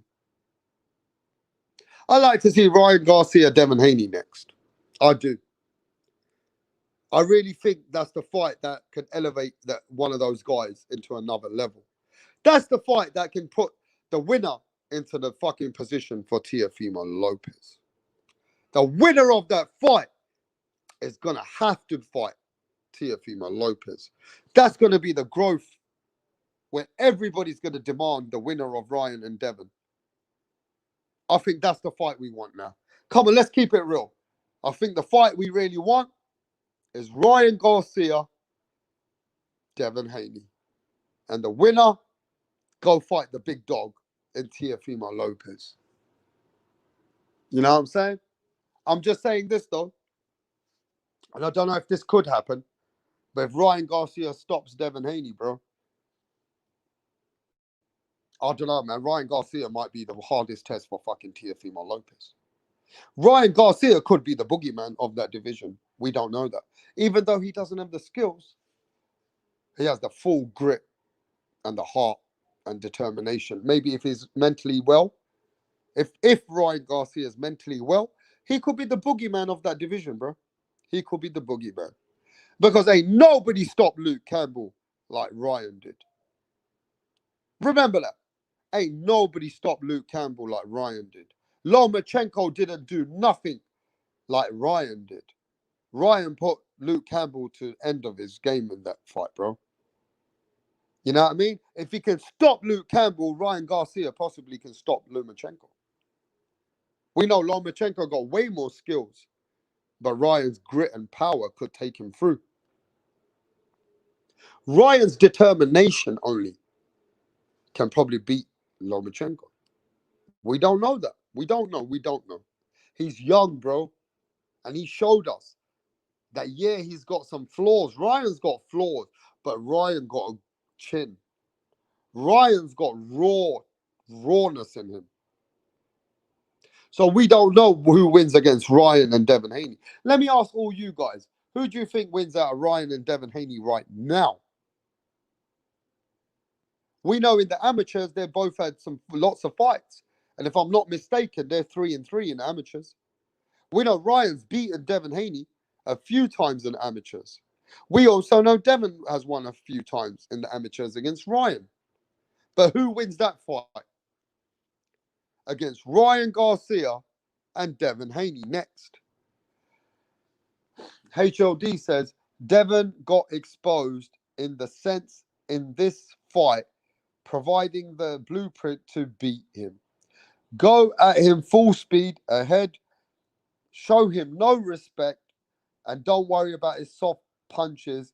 Tag him equally, and you will catch him. Hey, HOD, there has been, you're right, 100% correct. There is a blueprint there to show you not to respect Devin Haney's power. And even if you don't have the same speed and you don't have a great jab, try and match him in the middle and try and catch him. And don't show no respect. Of course, I think if Ryan Garcia comes forward and shows no respect to Devin Haney and is willing to get in the trenches and is willing to get outscored and willing to take some punches, then Ryan Garcia can get in there and hurt him. I agree with you. I do agree with that.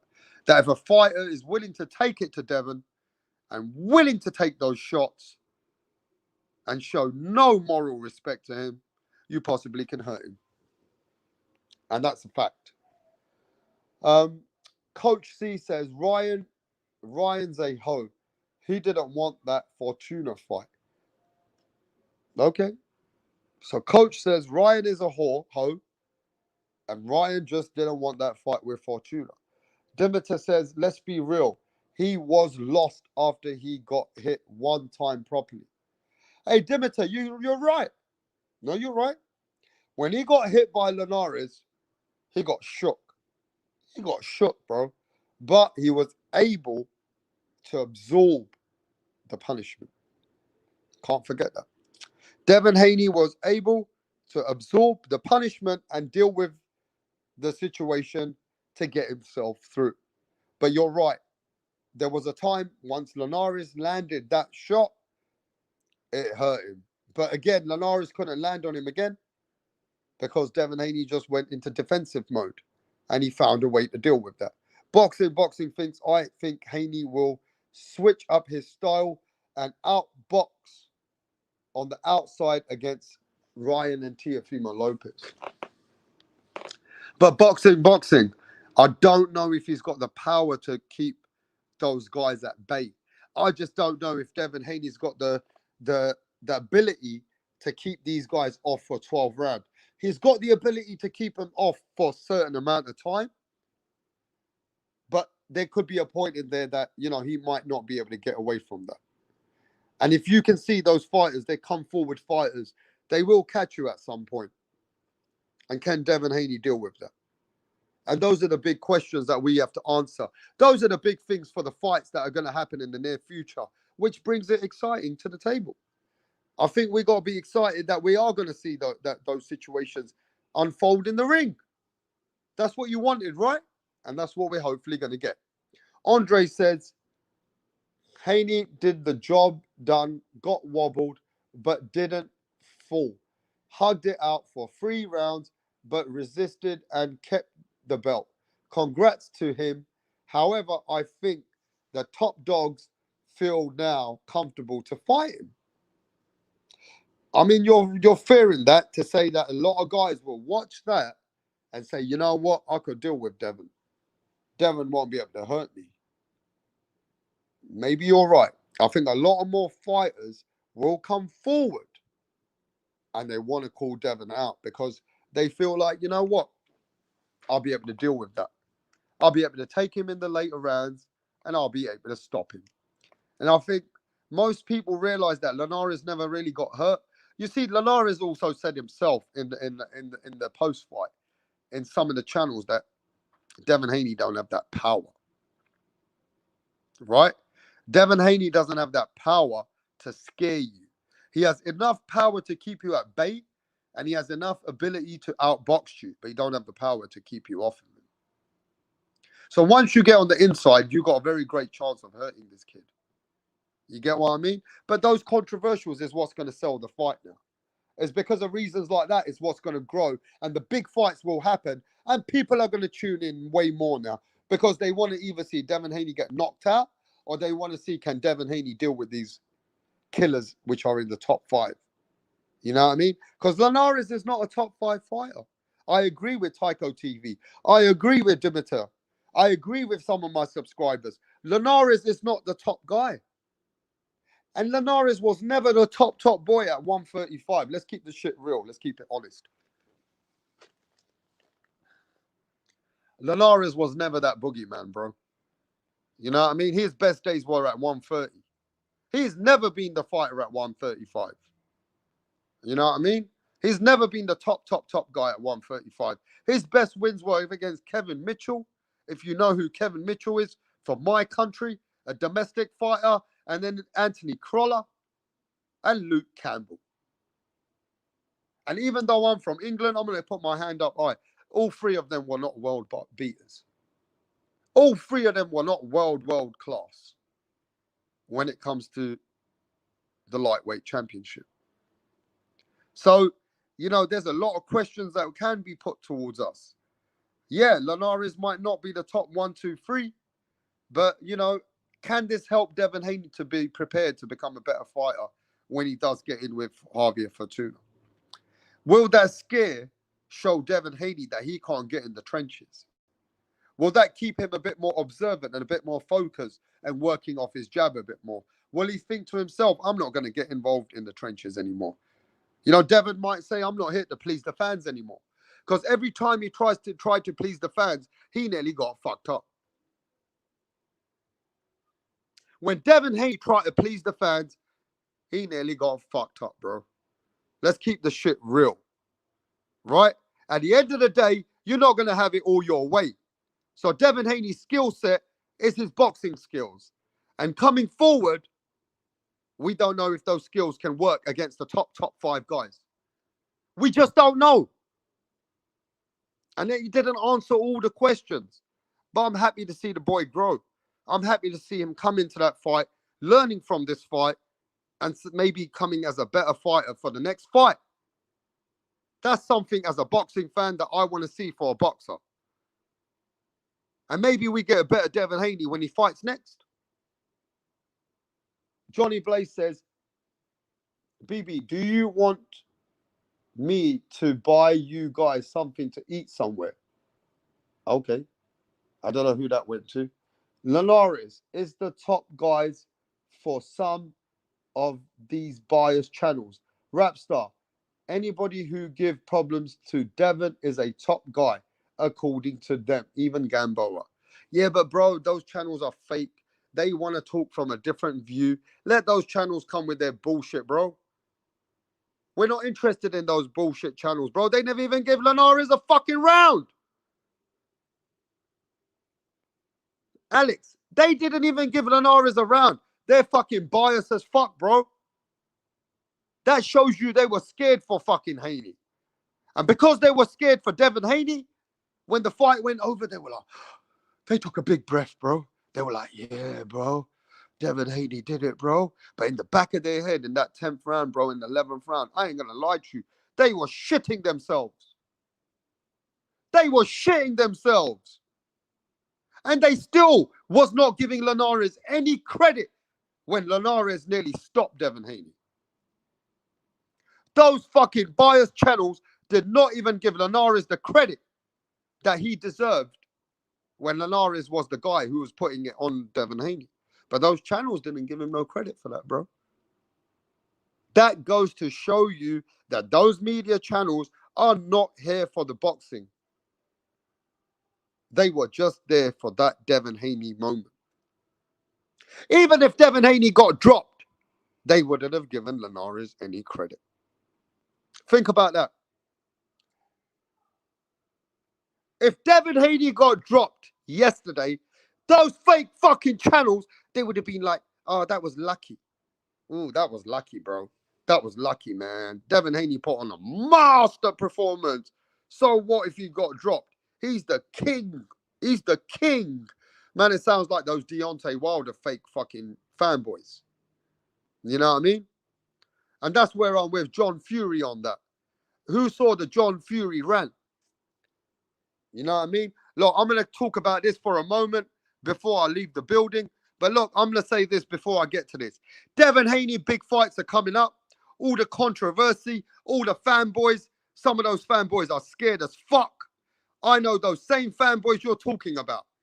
If he ever fights Ryan Garcia, their money is not going to be on Devin Haney. Trust me. These are the same fanboys who are just following Devin Haney for the sake of it. But trust me, they will never put no money when it comes to Devin Haney. They're not sure about it. They're scared inside because they know Devin Haney has to grow. These are just biased channels that never even gave Linares a fucking round, bro. They didn't even give Linares a fucking round. That tells me how fake those channels are. Keep the shit real, bro. Linares at least won 4 rounds in there. I definitely gave him the last few, but he definitely, for me, won a few rounds in there, bro. He won 4 rounds in there. He nearly fucking stopped Devin Haney. Stopped the cat. Linares put Devin Haney under some serious pressure. So don't take that shit away from Linares. We're not gonna sit here and be an open platform and not give Linares his due. Linares deserves his respect, bro. That the man came and put it on Devin Haney. So I bet you all the Devin Haney channels were pissing their pants then, weren't they? So stop the bullshit out here. But let's talk about another subject that I want to get to that people are not speaking about. You know what I mean? Because these biased fans in America, it really does come from the United States of America. Those media channels, which are Deontay Wilder fanboys, which are Devin Haney fanboys, those channels, they don't never give respect to the fighters when it comes to the opponent. For the other opponents, oh, if Devin Haney gets fucked over, oh, he's still the best. You know what I mean? They still have not given respect to Tyson Fury. These motherfuckers are still not giving no respect to Tyson Fury for putting a beating on Deontay Wilder. How fake are those channels? It's unbelievable. I've challenged all half of these channels, man. These channels are full of shit. I've got no energy for these channels. And over time, you're going to see true media is going to be the media that people are going to appreciate. That when we don't even come with anything, we put respect on all these fighters. But we're going to criticize when the criticize has to be done. But it doesn't mean we hate them. We're not like you fucking biased, you know, small-hearted people. You American little fucking biased fucks. And that's what John Fury said. John Fury, I want to touch on another subject now. And I want you guys to know that at the end of the day, I'm going to a whole new subject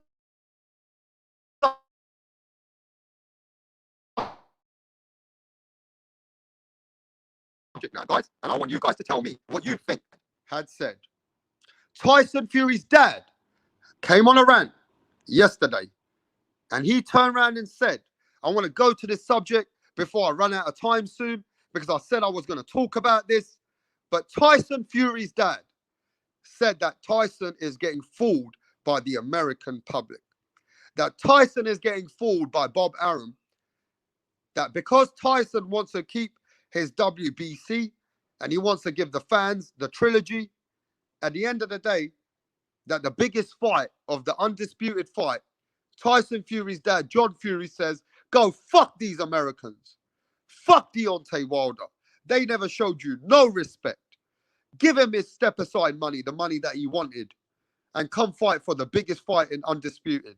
Because Eddie Hearn and Joshua said that they would wait for Tyson if he wants to get rid of Deontay Wilder and pay him his step-aside money.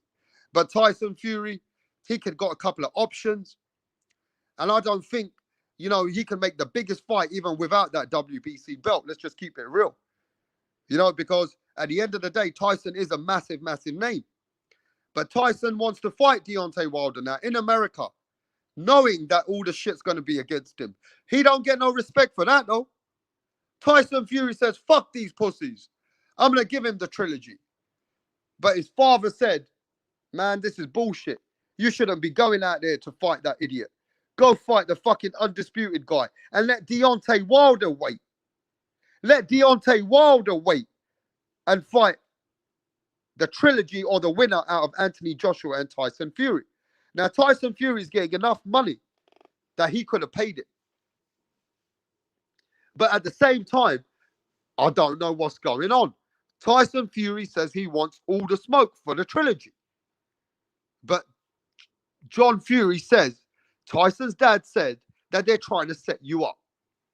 They're trying to set him up because at the end of the day, those American, the way that they hate him and he's falling for the entrapment, at the end of the day, that he should fight Anthony Joshua first and let Deontay Wilder fight the winner. But Tyson Fury seems to be stubborn.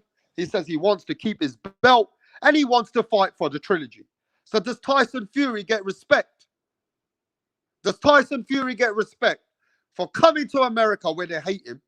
When most of those Deontay Wilders hate the fuck out of him, they already call him a cheater with no fucking proof. We got all those fake channels who made money out of it They've made houses out of it. They've been dealing with sentimental American people in America.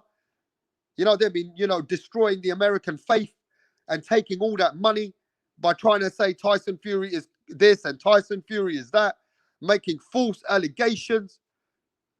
But those are the same motherfuckers. Yeah? Those are the same people who didn't want the undisputed fight. So they weren't boxing fans anyway. They were Deontay Wilder fanboys from the beginning to the end. And I'm going to say they're big, big channels. These are big channels in America which don't follow the sport of boxing. They're not in it for boxing. They were only in it for a movement and the Deontay Wilder movement. They're only in it for their own fighter, bro. They don't give a fuck about the sport of boxing. I don't give a fuck if their name a Kaka TV, a 78, Deontay. I don't give a fuck if it's Titanic. I don't give a fuck who you are, bro. You guys are the biggest haters in the sport of boxing. You didn't want the biggest fight anyway. You never ever wanted that massive undisputed fight. You only were in it for Deontay Wilder. You know what I mean? You guys are Deontay Wilder fans, and his dad's had enough. His dad thinks that you guys are the most shitty, stupid fans, the most disgusting fans who never showed his son any respect. So he's saying to his son that fuck you, motherfuckers. He's telling his son, fuck them all. You the biggest name in the world. Come back and leave those idiots and throw that fucking belt in their face and come and fight. The biggest fight. Because it won't be the undisputed fight no more, though. It won't be undisputed, but it's a much, much bigger fight. As the world boxing fans, look, I'm not saying that I don't want the trilogy now. Let the trilogy happen, because I'm a boxing fan. I don't hate Deontay Wilder, bro. I think he's a warrior. I'm not one of you fanboys out there in America, bro. I don't hate the man. I've got no attachment to no fucking man. I hate no man when it comes to the sport. So, yeah, Deontay Wilder, he can have a massive fight. But at the end of the day, Tyson Fury, he could make a bigger fight with Anthony Joshua. But his dad goes, you know what? Fuck you. He says to his own son, I don't believe in what you're doing. So what do you guys think about that? What do you guys think about Tyson Fury giving the fans the trilogy and saying, fuck it, let me just put him to sleep? You know what I mean? Because all those guys and all those channels never gave him any respect. Demeter says, rap star, that's 100% smoke and facts. Andre Rodriguez says, I want both fights, but no one with sense would prefer a trilogy fight over an undisputed fight. But bro, those are the fans out there, bro. Those Deontay Wilder fans never wanted the biggest fight for boxing. They never wanted to support the sport. Those are the same fans which shit on Teofimo Lopez when Lopez became a fucking #1 lightweight guy and beat Lomachenko. Lopez being an American and those guys fucking hated him. They hated Lopez for becoming the most best fighter in the lightweight division and proving all doubters. These are the same fucking channels, bro. Those are the big channels which are out there trying to represent our sport with some hatred and some evilness in the back of their head. This is what happens when you are a fanboy. This is what happens when you are all about Deontay Wilder. Deontay Wilder's my God. Deontay Wilder's my king. That's how these guys speak. Bro, the last time I checked, there ain't no man in this world who's my king. There ain't no man who's bigger than anybody else in the world as my king. But these fans, bro, they call the man his king. What the fuck? This is some mad fanboys I've ever seen in my life. That they want the trilogy from the beginning, bro. This is crazy. They all call Deontay Wilder the king. But look, okay, I appreciate it. Deontay Wilder wants the trilogy. I'll give him respect. Deontay Wilder wants to fight. I give him respect that he wants to fight. But let's keep the shit real. Deontay Wilder also made a lot of motherfucking excuses. Deontay Wilder was out there trying to fucking cry like a crybaby. We can't forget that shit. What happened to the fractured skull? What happened to those motherfuckers who kept coming over there to challenge me last 6 months ago? Saying, Rap Star, you don't know, bro. He had a fractured skull. Rap Star, they were saying in the water. Rap Star, they were saying in his costume. The costume was too heavy. His legs were gone. Deontay Wilder, they said, oh, he was quiet. Deontay Wilder made a fucking video. Deontay Wilder made a motherfucking video with Chinese music, premeditated video, bro. He made a special video. Yeah? He made a fucking video, right, with this music background. It got edited, and he came out there saying, yeah, man, my head got dented. I got a dent in my head. Bro, the man told everybody I got a fucking dent in my head, and doctors have given him proof. Then he said that, oh, there was something in my water. So I fired Mark Breland. But before all that, do you remember the fucking shit he was talking about the costume? That his legs were fucked. Yeah? Then he went to the referee and said the referee was fucking on Tyson Fury's side. Then he said there was egg weights in the motherfucking glove. Come on, bro. You can't forget all that shit, bro. You can't say that the man was not making the biggest excuses in the world, but none of those channels ever took accountability for that. They said, that's our king. That's the king, and he is the king of us. How do you think us British people look at you guys?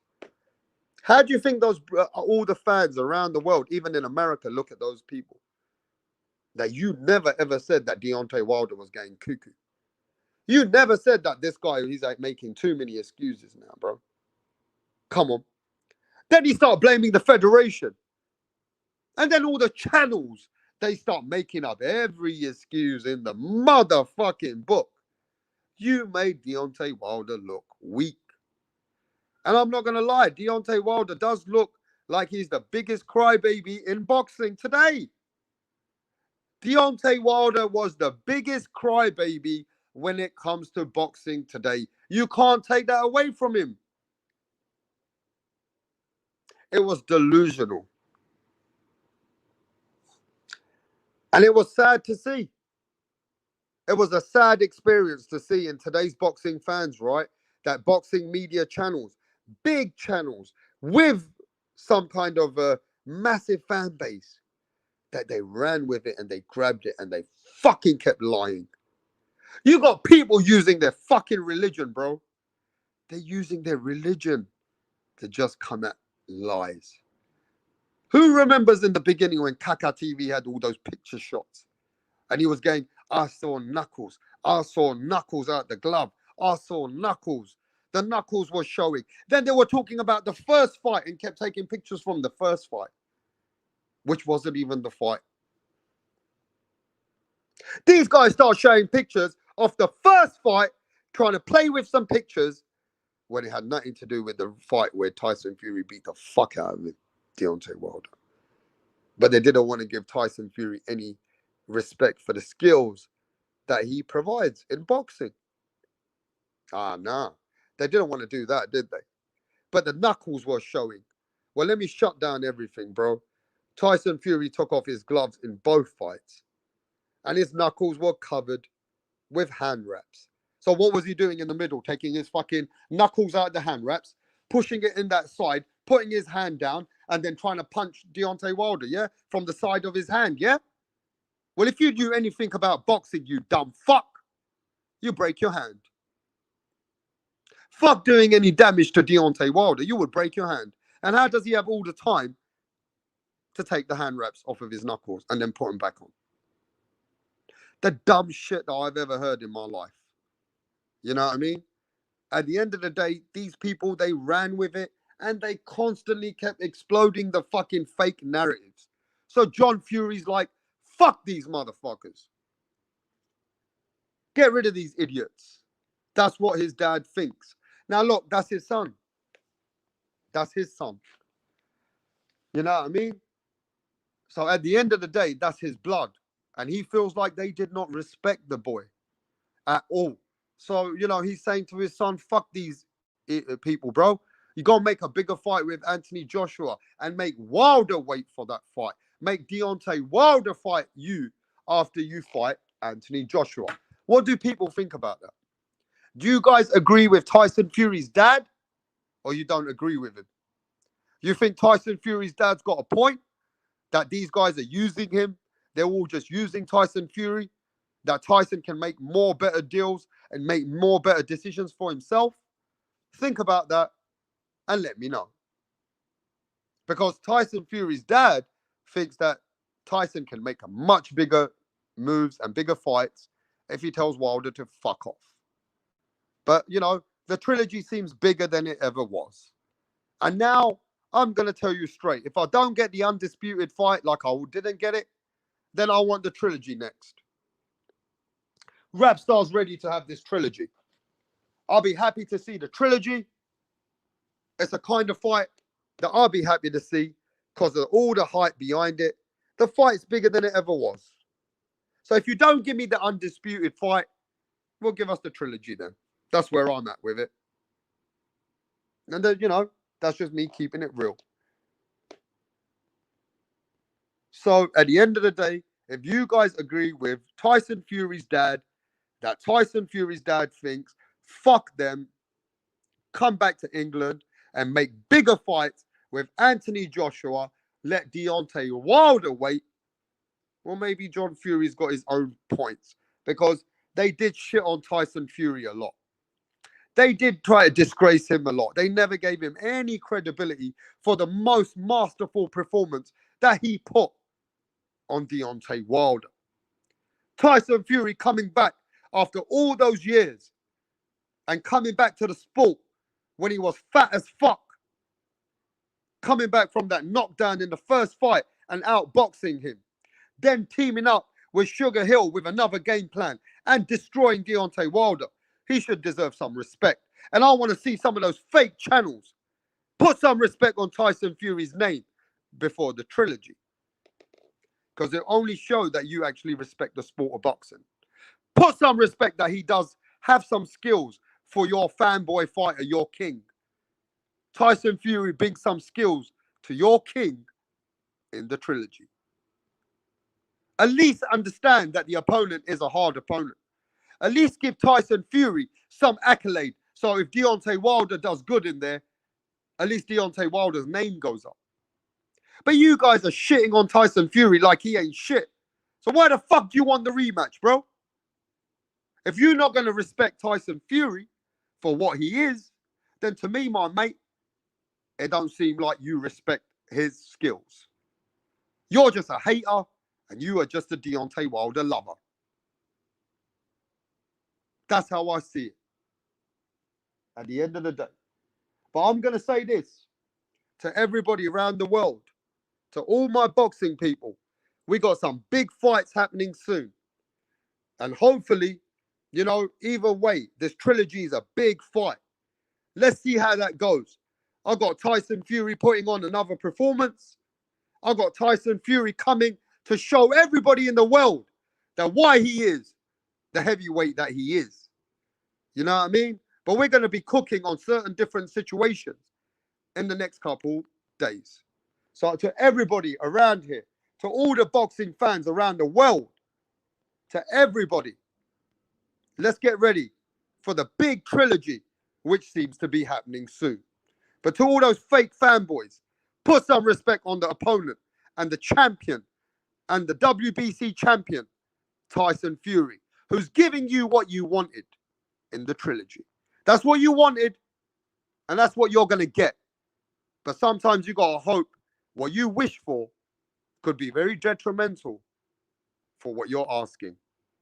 And on that note, to all my boxing people, to everybody around the world, be safe and peace out from Rapstar. because we will be cooking in the next couple of days. I've got some exclusive stuff coming during next week, but I'm going to share that with you closer to the time. So everybody out there, let's get ready for the big fights coming ahead. I'll be cooking soon. And look, like I said, Haney, he had some serious controversial in there. It'll make it a bigger fight when Haney steps up. Tyson Fury coming to America to shut down the haters? Or is Deontay Wilder going to be able to redeem himself in the near future? But to everybody, I salute you. And we're going to be cooking soon. To B, to One Foot in the Door, to Dimitar, to Mackie, to everybody. I will catch you soon on the next live. We out of here. This is your host, Rapstar Boxing Knowledge. We out.